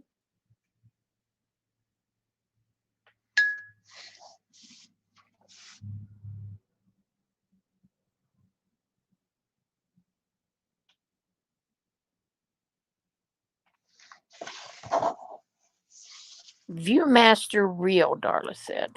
Mm-hmm.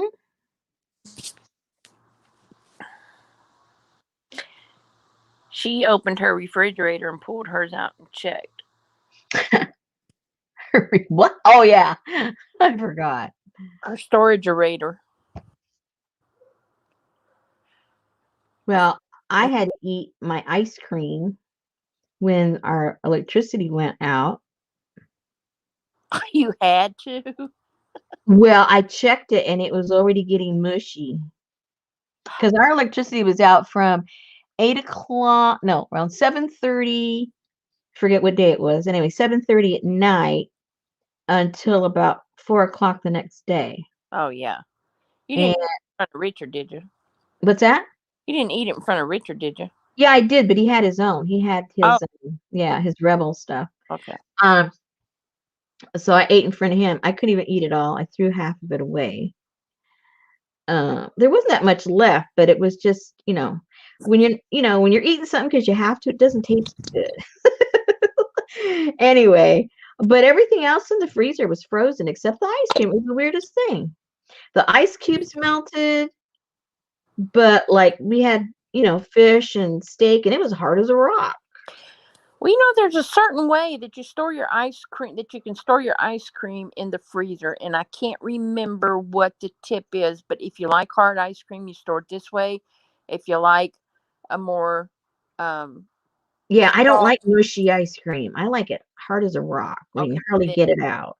see, I don't like ice cream, number one. And number Uh-oh. two, I put mine in the microwave. Oh, yuck. You like a malt. Well, I like it. No, I I don't like malts. malt. I I like don't ice like a malt. cream. I don't like a malt, but I like my ice cream vanilla, and I like it to be very runny with chocolate syrup and fresh strawberries in it. Oh, dear. I know, weird, huh?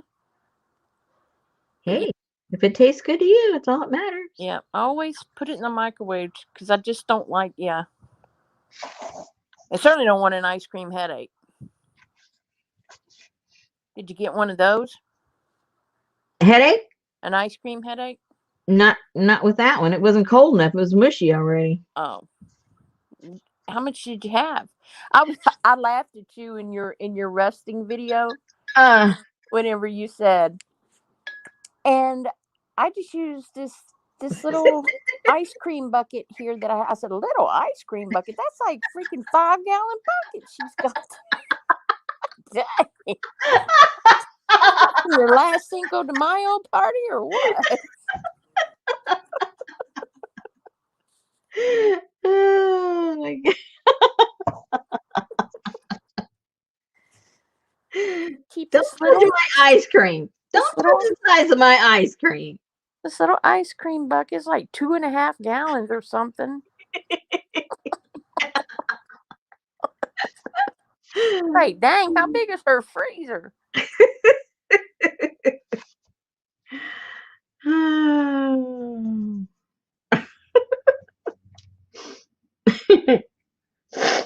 Oh, my eyes are watering. Okay. So, is that one done? I don't need to go in here, do I? Or do I? I don't think so. It kind of looks like something floating in a pool. Oh, there you go. Oh, maybe it's one of those what do you call those? Those life things, life preserve thingamajiggers? Or it could be the grate at the bottom of the pool. Oh no. That's a very clear pool. That's a very, very clean. Yes, a brain freeze, Anne. I believe that. When we were going, where were we going yesterday? A couple of days ago. Anyway, you know how sometimes they have those things in the parking lots and they sell like the snow cones or things like that, Yep. They had one there and it was called Brain Freeze. It was so cute. I go, oh, now that's clever. That's why you should always keep a cup of hot coffee there or something. And when you do get that brain freeze, if you'll drink that warm coffee, it'll stop it. It will? Yeah. Sure will. Sure will. Sure enough. Okay, which side? Okay, is that you or Busta that chewed on the end of that calligraphy pen? Huh? That's not chewed on. I was like, has she been gnawing on the end of her?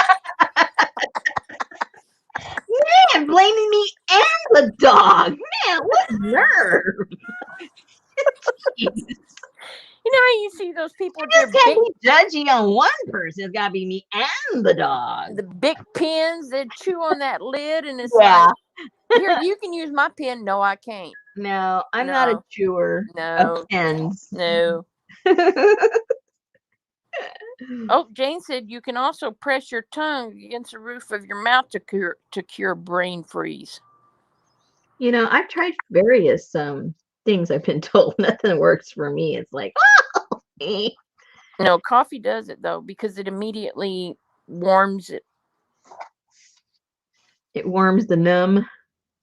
Well, it thaws the. What you doing? Okay. So what time does she have to be at her appointment tomorrow? 8:30. In the morning? I'm not even going to tell her that it's an hour drive. Ah! That's why I said that.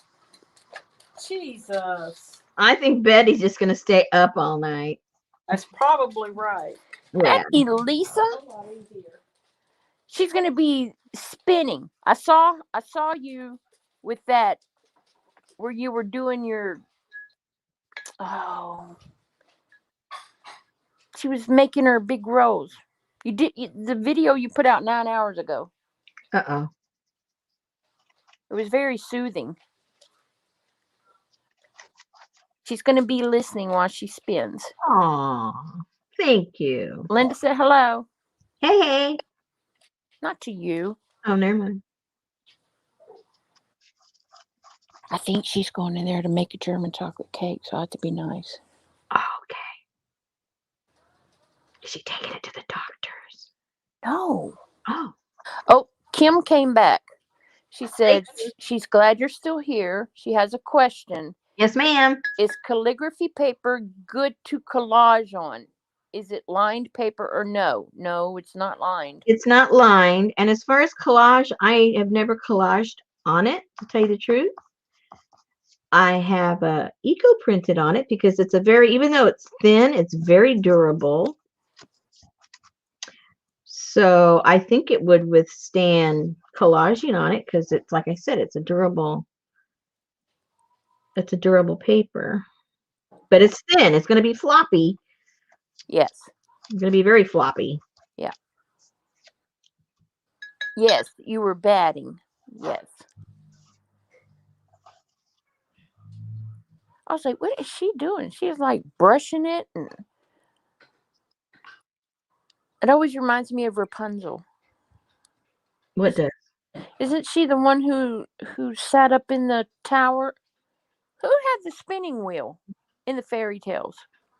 I thought she brushed her hair. I know, but somebody had. Well, didn't she spin her hair into a rope? Oh, maybe she did. See, I don't even know know the story. I don't either. I just remember.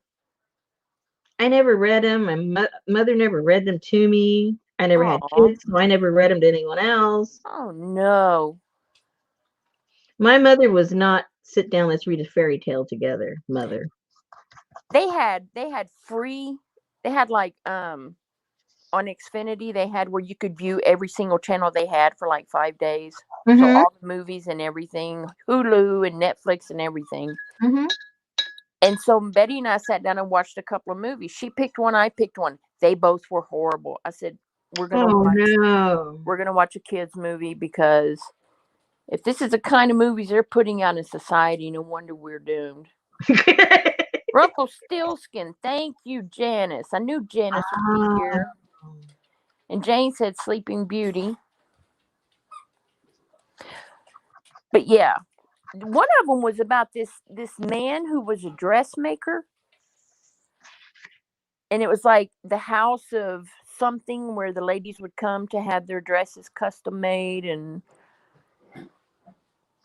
it was it was something like The Thread, or don't watch it. You may think it's, about dressmaking and stuff, but it's really bizarre. It's just weird, huh? Yeah, don't watch it. It's probably where they make the dresses out of human hide or something. No. It was just him, because he was very eccentric, very Mm-hmm. Yeah, very weird. Sleeping Beauty pricked her finger. Is how she was put to sleep, and Rapunzel had long hair in a braid that was used as a rope to let the prince up to the tower.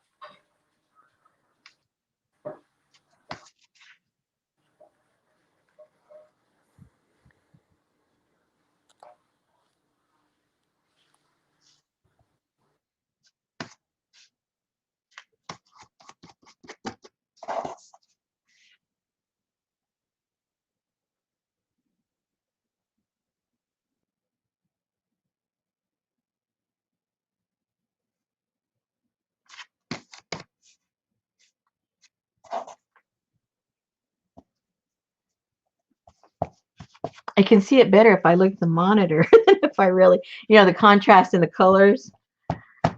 I can actually see it better.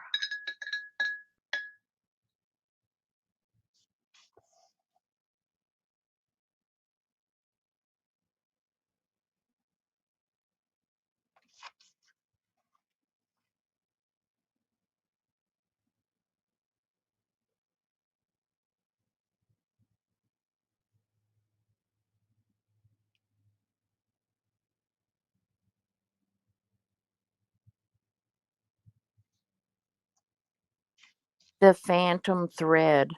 That was it.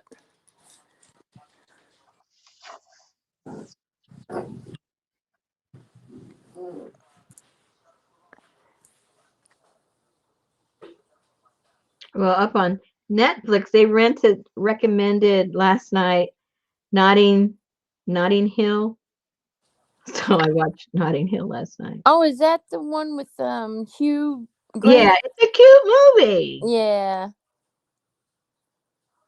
It's funny too. Yes, there's a lot, Jane. Yeah, his movies are. Wasn't he in Three Somethings in a Funeral? Three Yeah. Weddings in a Funeral? Yeah. He was in Love Actually also. That's another cute movie. And then we watched a movie. So Betty picked the Thread movie, and when that was over, we were both just like, okay, there's 2 hours we won't get back. Oh, you And mean you watched the movie? we watched the movie, and then the movie I picked was called Run, and I was ready to just turn it off. I'm like, I can't watch it. I can't watch this anymore. I cannot watch this anymore. I just can't. So did you run? No, we watched Four Oh. Weddings and a Funeral. Okay. No, we watched it too. It was horrible.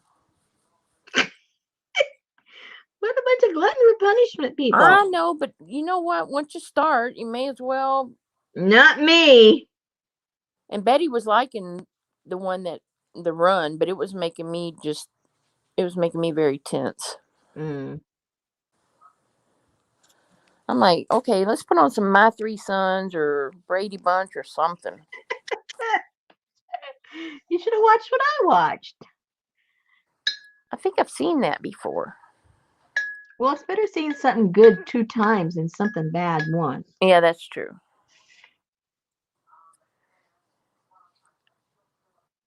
I know a lot of people don't like to watch the same movie over again, but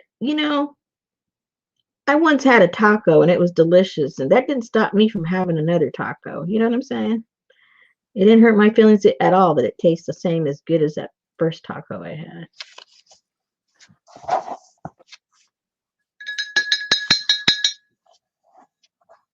Alrighty then.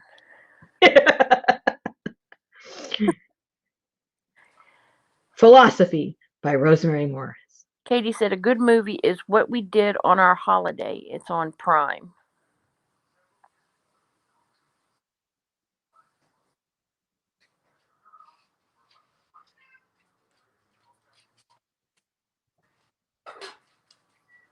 Now, she watched a good movie, or she watched a movie that was called a good movie, or she watched a vacation movie on Prime. No, a Oh. good watch is What We Did on Our Holiday. It's on Amazon Prime. I still don't know what that means. She's saying that Because I'm not reading it.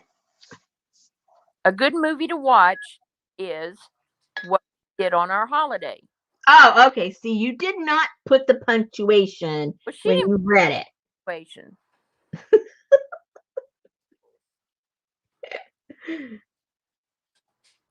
That's right, Jane. Jane says, nope, if I've learned anything, it's that I don't need to keep watching or being something somewhere that I don't want to be. That's right. Right.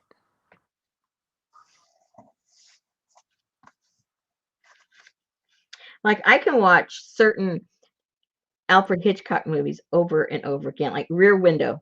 I never get tired of seeing that movie. And I still get tense at certain parts. Yes. Get out.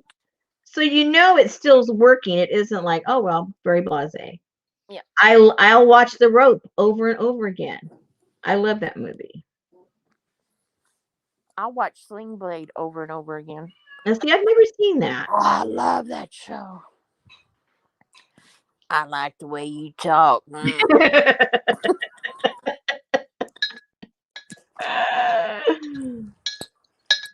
Now, I don't like really super creepy things or violent things or depressing things, but one movie that goes completely contrary to my official list is the Shawshank Redemption. I love that movie. It goes against everything that I like or dislike or whatever you want to say in a movie. But I love that movie. It's long too. Yeah. And then when he locks himself up in the warden's office and plays that classical music. Yeah. I love that. That's a great movie. I guess because, well, it's a good storyline and it's good acting. It's just basically depressing. Well, the end isn't, but I watched the first one, Jane. Annie Mame said she's seen watched Everybody Loves Raymond episodes about 55 times. oh, I know, I like that show too. I think Betty liked that show too. I can watch Frasier over and over. Yeah, Frasier, but the dude on Raymond, he was an idiot. Well, that's where the humor came from. Oh, okay. There wouldn't have been anything funny if he was bright and intelligent. Jane said Shawshank Redemption has a great story. Yeah. Yep, Postman Always Rings Twice. That was with Jack Nicholson, wasn't it? I believe so. Yep.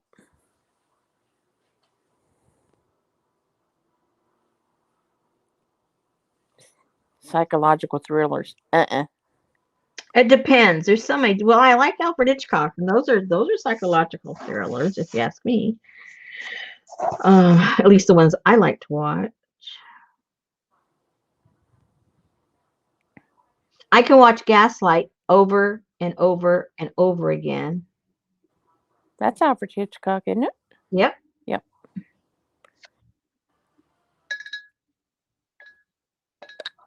I can watch Life with Father over and over. Yeah. Yeah. That's a feel-good movie. Yeah. I like to watch The Birds, just that part when Tippi Hedren is going across in the boat and that bird comes down and pops her in the forehead and she goes, I don't like that movie. I don't like any part of that movie. I know, but just that part is so funny because it's like all of a sudden she just goes, like, I'm sorry, I would have stood up in the boat and been flicking my arms around like a freaking helicopter and drowned. Oh, and I can watch Mrs. Doubtfire over and over. I don't get tired of that one either. You know, I hear a lot of people talking about that, Janice, about the BBC mysteries. And I have a friend at work who has the BBC channel, and she has watched every single mystery, blah, blah, blah, there is.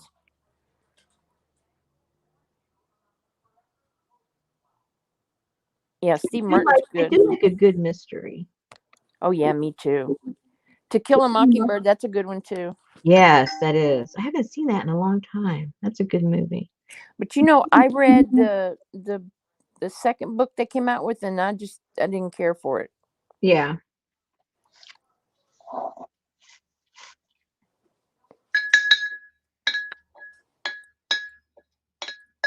Hey, if I did this in red, it'd like the Japanese flag. Almost. No, that you said the wrong line. Okay. Your line is Rosemary. Everything Rosemary. stays into you. Everything is Asian to you. Thank you.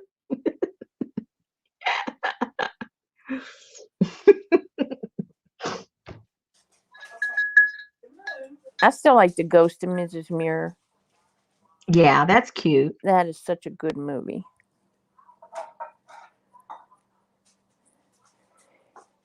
There's this other movie. Oh, the name escapes me right now. I think it's called Leave Her to Heaven. Is that the name of it? There is a movie called Leave Her to Heaven with the blonde-headed girl. What is her name? Oh no, that's the wrong one then. No. She's blonde.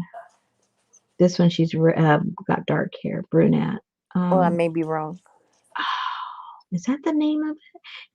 I think it's with Gene Tierney. It's an old Oh, movie. yes, Gene Tierney. Yes, Yeah. Is that the name of it? Leave Her to Heaven? I think so. Okay. That's a good one. I can watch that over and over too.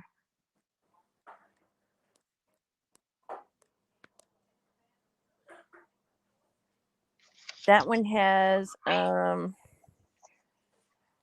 Gene Tierney and Gene Crane, right? Weren't they both in it? And Gene Dana. Tierney, Cornell Wilde, Gene Crane, and Vincent Price. Yeah. Yeah, she's dark-haired. Yeah.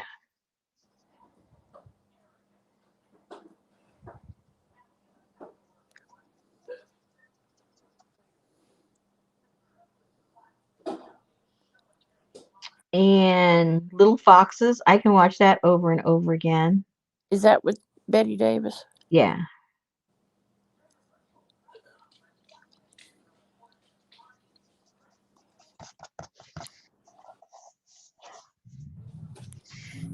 Ooh, wow, look how that grate stands out now. Ah, man. And Richard even recognized it from being from in the house. Baby Jane was a good one. I was too creepy for me. I didn't like that movie. Let's see.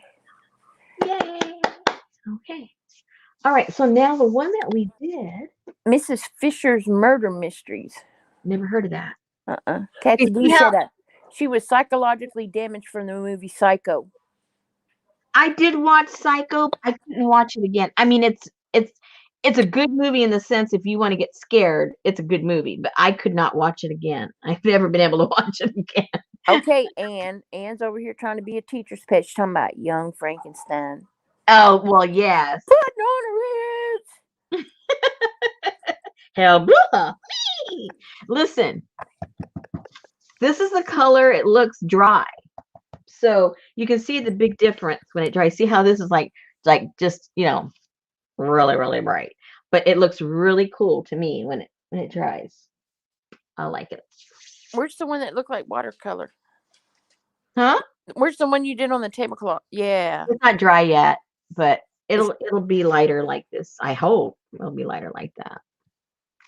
Yeah, it still looks like water to me. Yeah, it does. But I hope it looks like lighter water.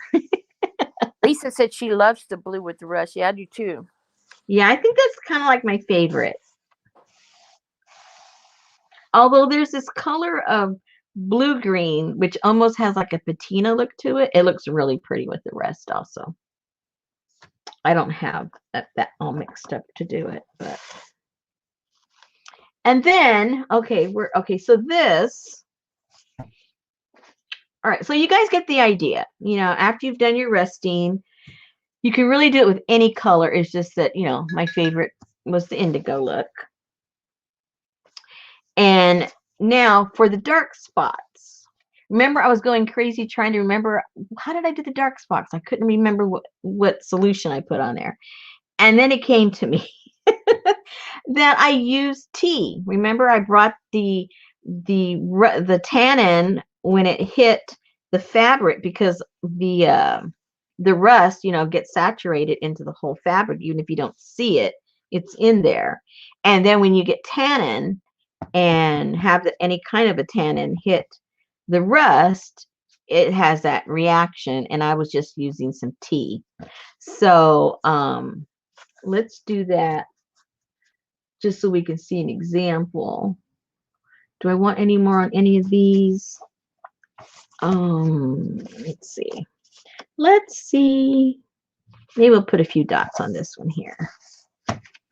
So, Hey, Ninja Rider, she said, what did you use to rust the little one? The little one. this one, some kind of gasket. I don't really remember. I've got it out on the porch. I know where it is. I'm just not sure what it is. Okay, I'm just going to use this for right now.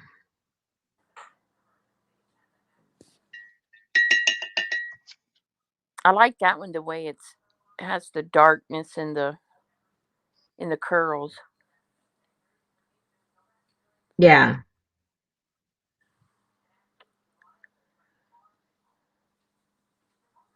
Is that rust water? No, it's tea. Oh, looks awful dark.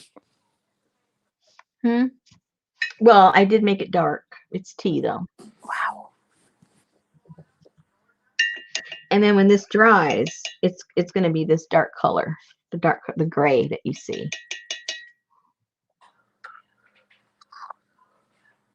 So does it push away the indigo? No. No. Well, you know, second thought, wait a minute, guys. I don't know what color it's going to be. It turns gray when I put it on the, oh yeah, I don't know what it's going to be. I did it on the plain one. So there may not be any, there may not be enough of the rust to have that reaction because the indigo has a cover over it. So what I need to do, oh, I'm glad you asked that. I need to put this on where there was just the rust and let that do its thing. That'll be a good experiment. We'll see what it does on the indigo. Let him in. Okay, let's see what happens. This is a test.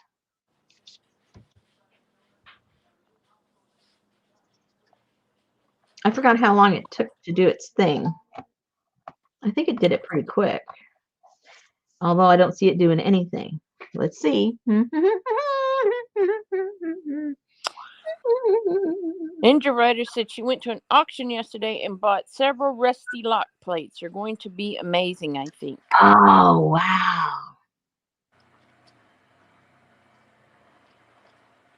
You know, where I live, I don't know of any auctions. I haven't found them yet. And you know, I think I would find them if they were around. Well, you know, they have those estate auctions online. Yeah, they're online, but you know, I don't know. That doesn't seem like it's fun. I like the action. Okay, now this is weird. It's not changing. Because it was like changing almost immediately. And I haven't sealed it.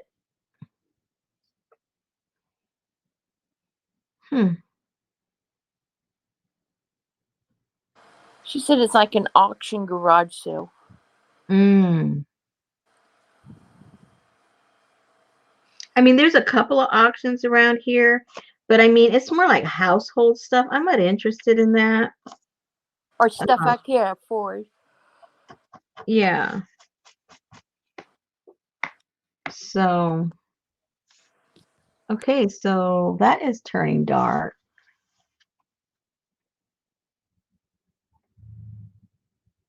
That one's still not. Let's see if when it dries. I think when it dries, it's going to turn dark. Yeah, I can see it. It's already starting. So if you have some of your rusted fabric that has rust on it, you know how it bleeds into everywhere, then you can do some cool stuff with some tea if you want to paint. Like all of this gray here that you see, all the gray, I did that with the tea. And then it changed its colors. It's starting to get dark right now. So if it's consistent, those little dots right there will be this color. I don't know what's going to happen over here. I think it's just going to be dark, which is okay.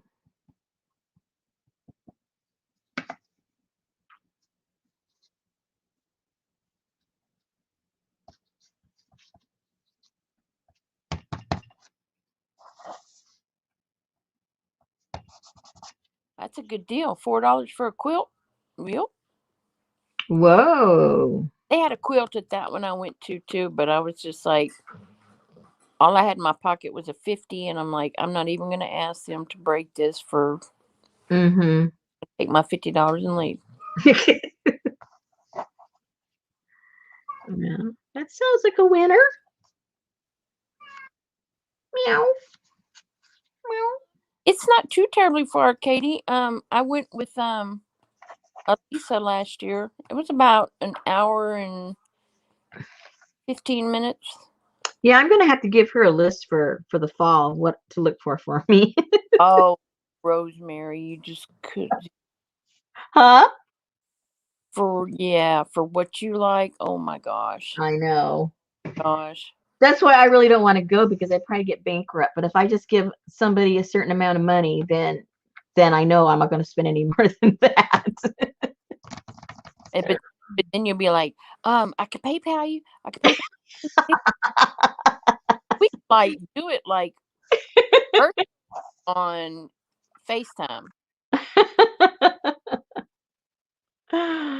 Oh gosh. And I mean, there was just one booth there, and this lady had all this stuff that was just like typical, like those bed springs, and she had all of this stuff like in these barrels and all of this. But the smart thing is that she had taken pictures off of Pinterest of all these crafts and put pictures of each thing of what you could do. Yes. Very I thought that was smart. pretty clever. Yeah. Very smart. No, that's not an auction. It's just a big gathering. You'll have to look up round top Yeah. Texas. Yeah. Yeah. It's like a high end, not high end, because some of the stuff isn't expensive, but some is. It just all depends what you're looking for. Like a big old swap meet. It's like town after town. Yeah. And you have to if you're serious about it and you've never been, you have to plan a couple of days. You can't see everything. No, there's no way. There's no way. Yeah, there's no way. But then, if you're familiar with it, then you probably would know, okay, I'm not into that high-end stuff. I don't want furniture. I just want this. I just want that. And then you kind of know where to go. But at the beginning, you got to go everywhere to know, who's got what you want. Yeah. Yeah. But I know like in the little town before the big town that we went to, on our way back out, we stopped, and there's like almost like a lane or a little street with all these little buildings that they stay there, and then they just come back the next year, and that's their and that's where Patty Lang had hers. Yeah, so those were cool too, but that was like all just in a little separate. And then you'd be driving and you would just see like this little place sitting out in the field, and this lady's over here with all these linens and doilies and everything for just dirt cheap. Yeah. I'd love to get a bunch of that so I could do a bunch of resting on them. Yeah, that would be fun, because then you'd have the lace or the embroidery or whatever is on the piece with all the rest on it. I think that would look beautiful. Really pretty. And when's that? That's October or September? I think it's in January, and she said this year they are moving it further into the fall because of the heat. Yeah, that's ridiculous. But she said this year they just had like pop-ups, like a 3-day pop-up, and it was mainly just Texas folks. Yeah.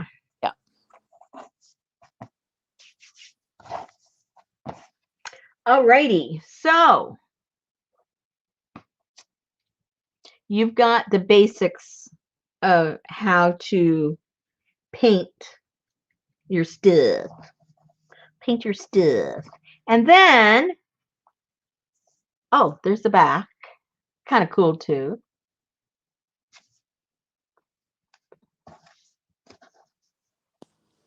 Yeah, the back's sometimes more interesting. Well, it's weird because I painted the back side. So this is really the right side, but the right side is now the back side. The difference in the paint on the back. Yeah.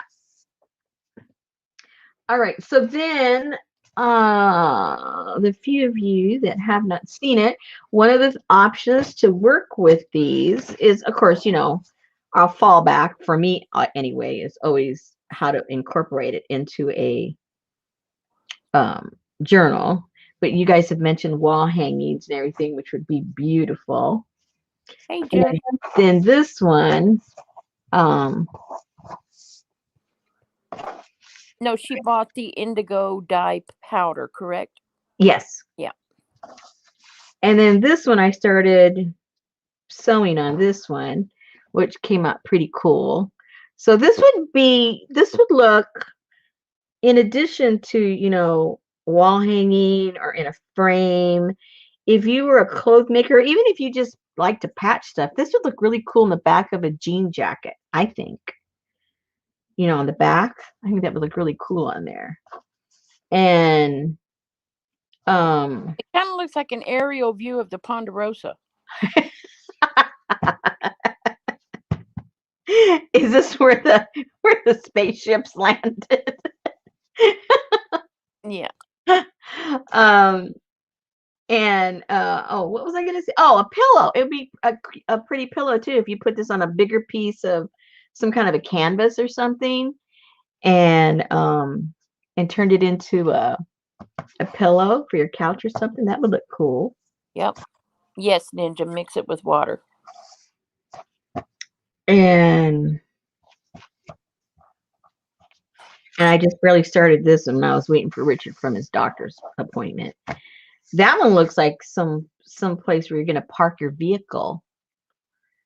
Like, this is the house, and then here's the driveway, and this is a little roundabout Yeah. to park your car.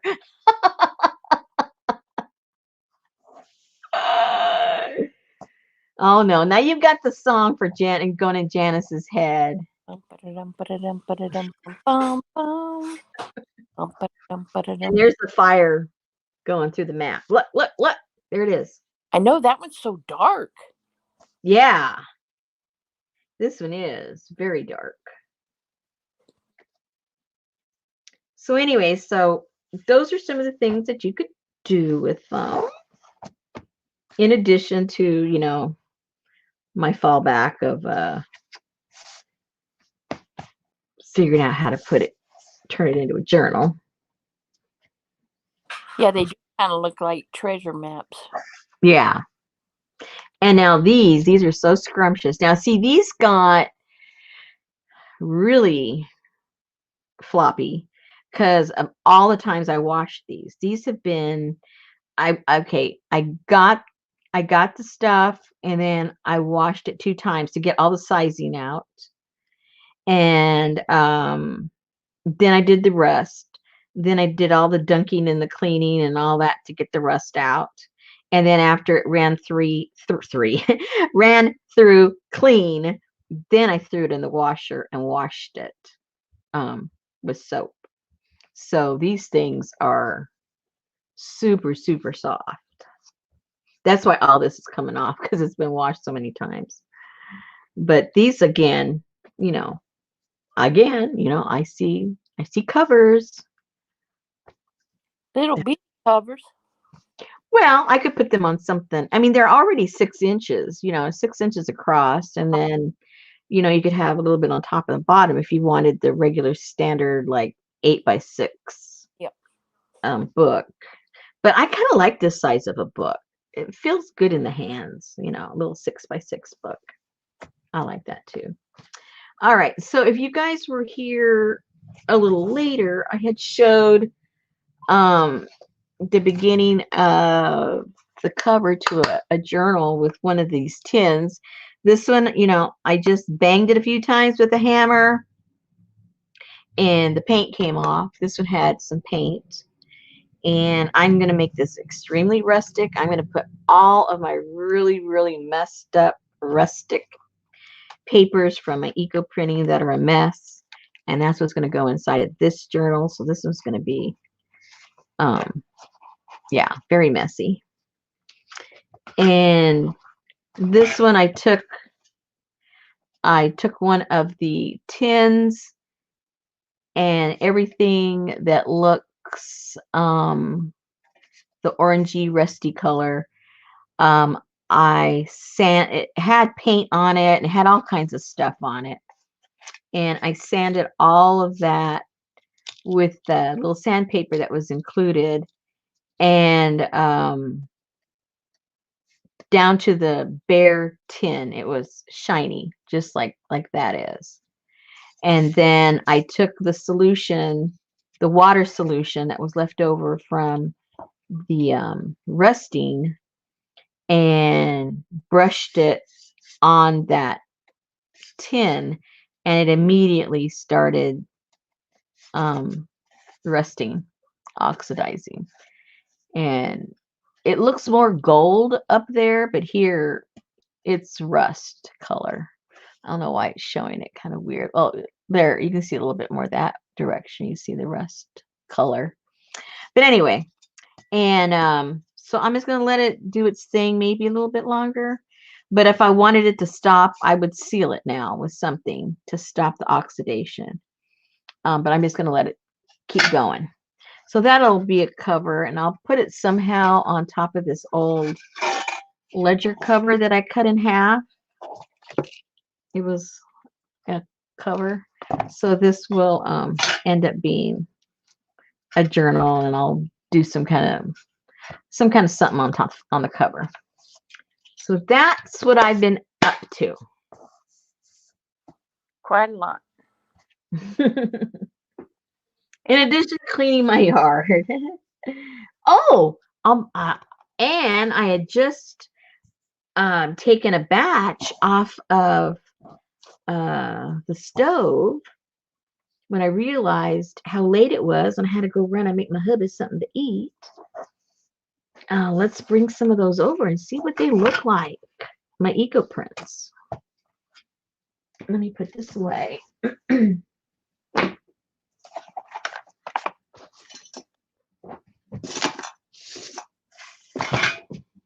Ow, my knee. Every time I bang my knee. Oh, some of the few that I already hung up, they're dry. I'll bring those over. I don't have to mess with all the wet ones. Wow, they are dry.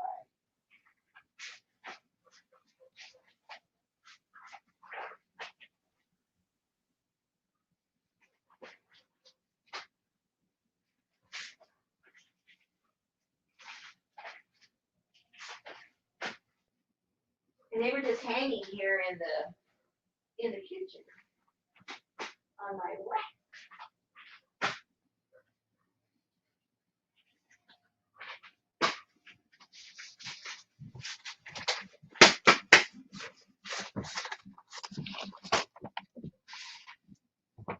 Okay, let's see what they look like.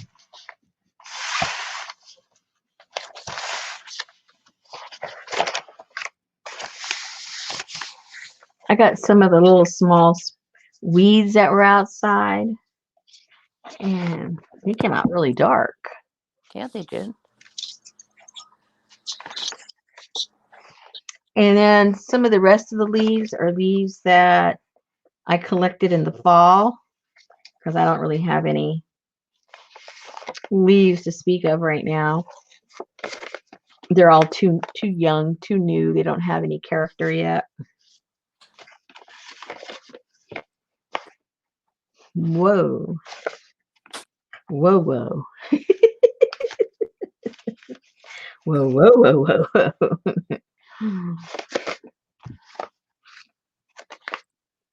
didn't get all those leaves off.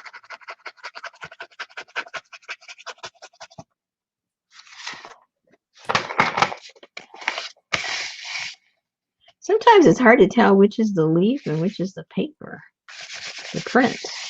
All right, that's all print.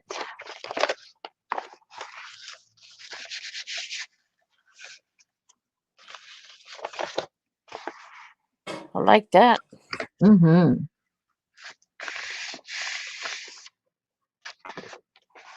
That was pretty too.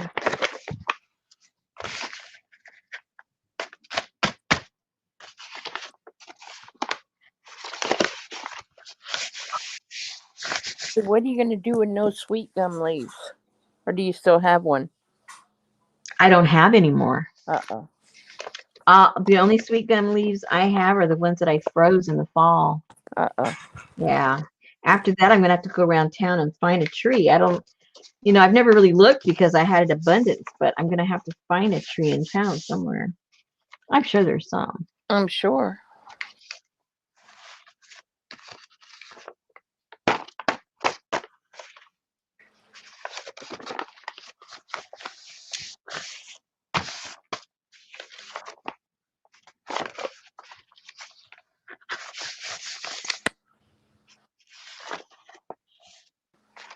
Uh-oh, what's that? Oh.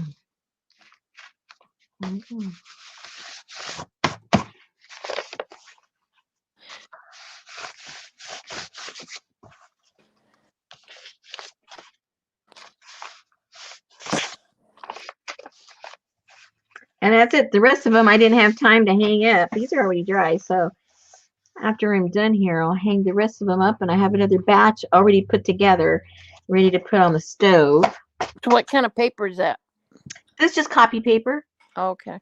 but it's 24 pound. I was fixing to say it looks thicker. Yeah, I that's the only paper I buy now.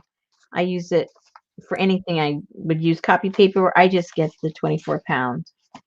And yeah, whether I'm jelly printing or eco printing or whatever. These are fun. Oh, yeah. I like Lots that one. of fun. Okay. Oh.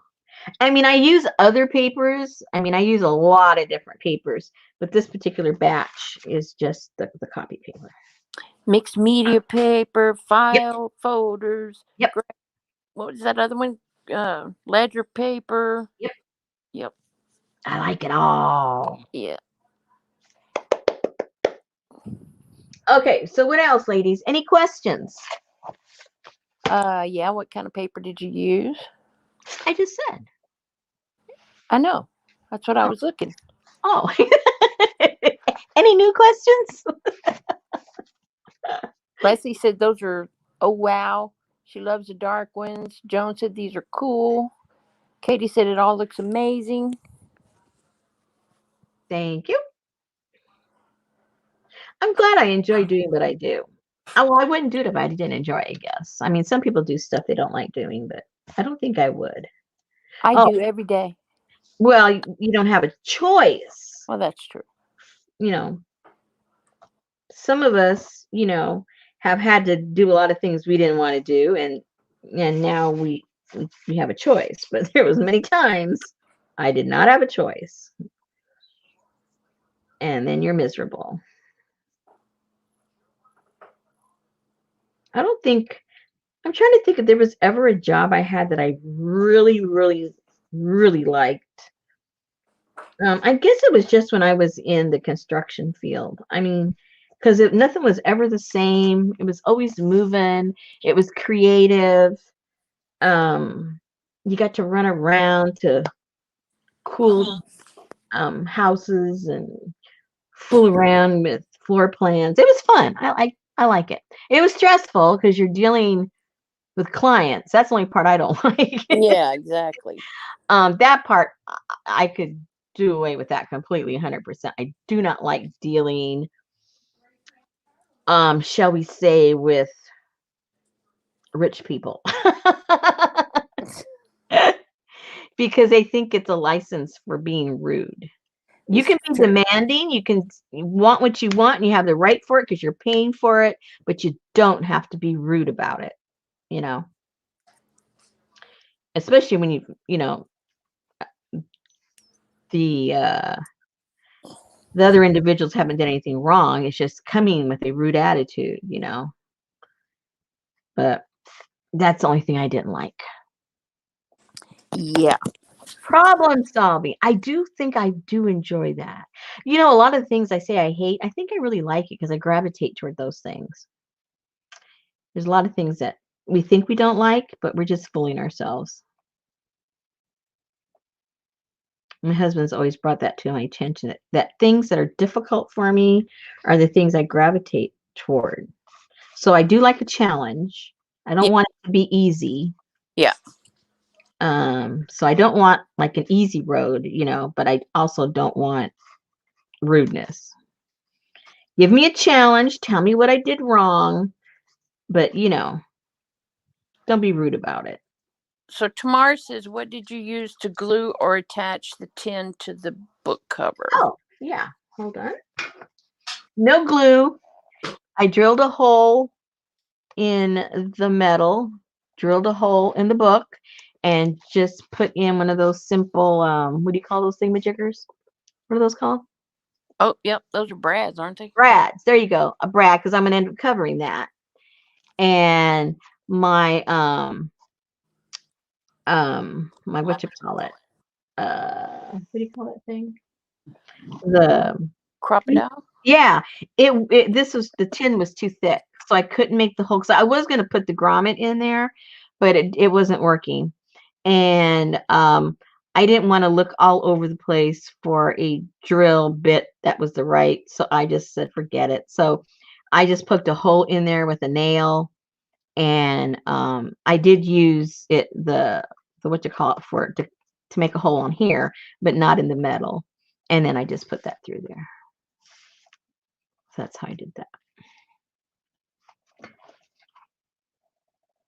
And I haven't attached this yet. I'm not sure what I'm going to do. I think I might want to use that wire. Somehow I want to wire it down, but I haven't quite figured it out yet. And I sanded all the sharp edges down. I filed them down. It doesn't take much, but if you're going to use this as the cover, then you need to seal all this back with all this rust. I think I'll seal it anyway, but for sure, if you're going to have an open book, you need to seal that all up. That's that.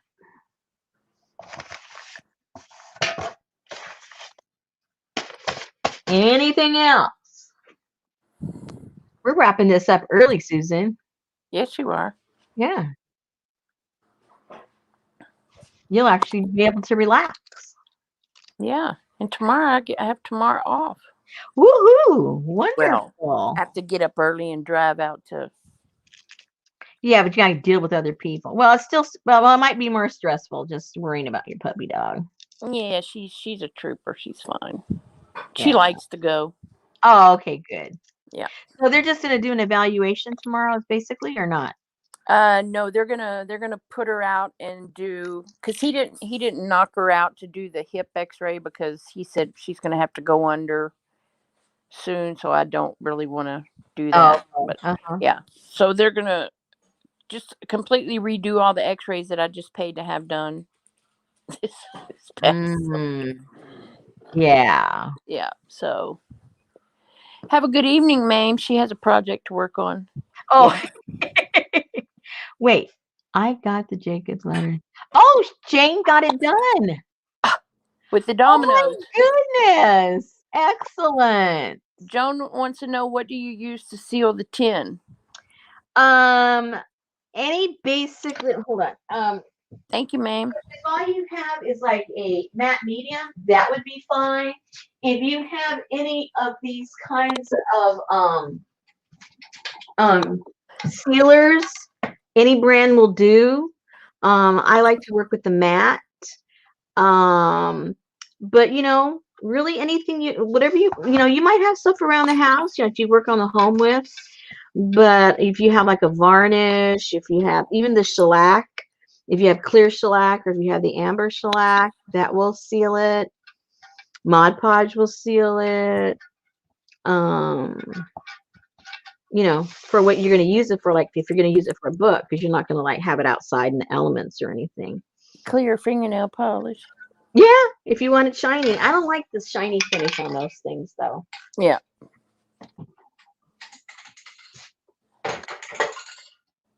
Okay, you need to post it, Jane, so we can see it. Yes, please. Yes, ma'am. We want to see. We want to know what's going on. Oh, she's trying to make a video. Oh, excellent. Good night, Katie. Good night, Katie. Oh, she's making a video. That'll be Lucy said Dorland's or Renaissance wax will seal it. Oh, excellent. Yeah. Well, yeah, that would work here, but like this, you're just going to make like a paste. You know what I mean? Because it's so rusty. I wouldn't put any wax or anything on there. You'll end up with a mess.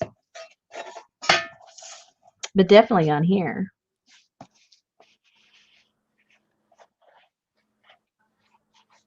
All right. Then you could buff it. And you can buff it. Yeah. You can do the buffy. I think that's the Dougie. Oh, I forgot. I read all about that.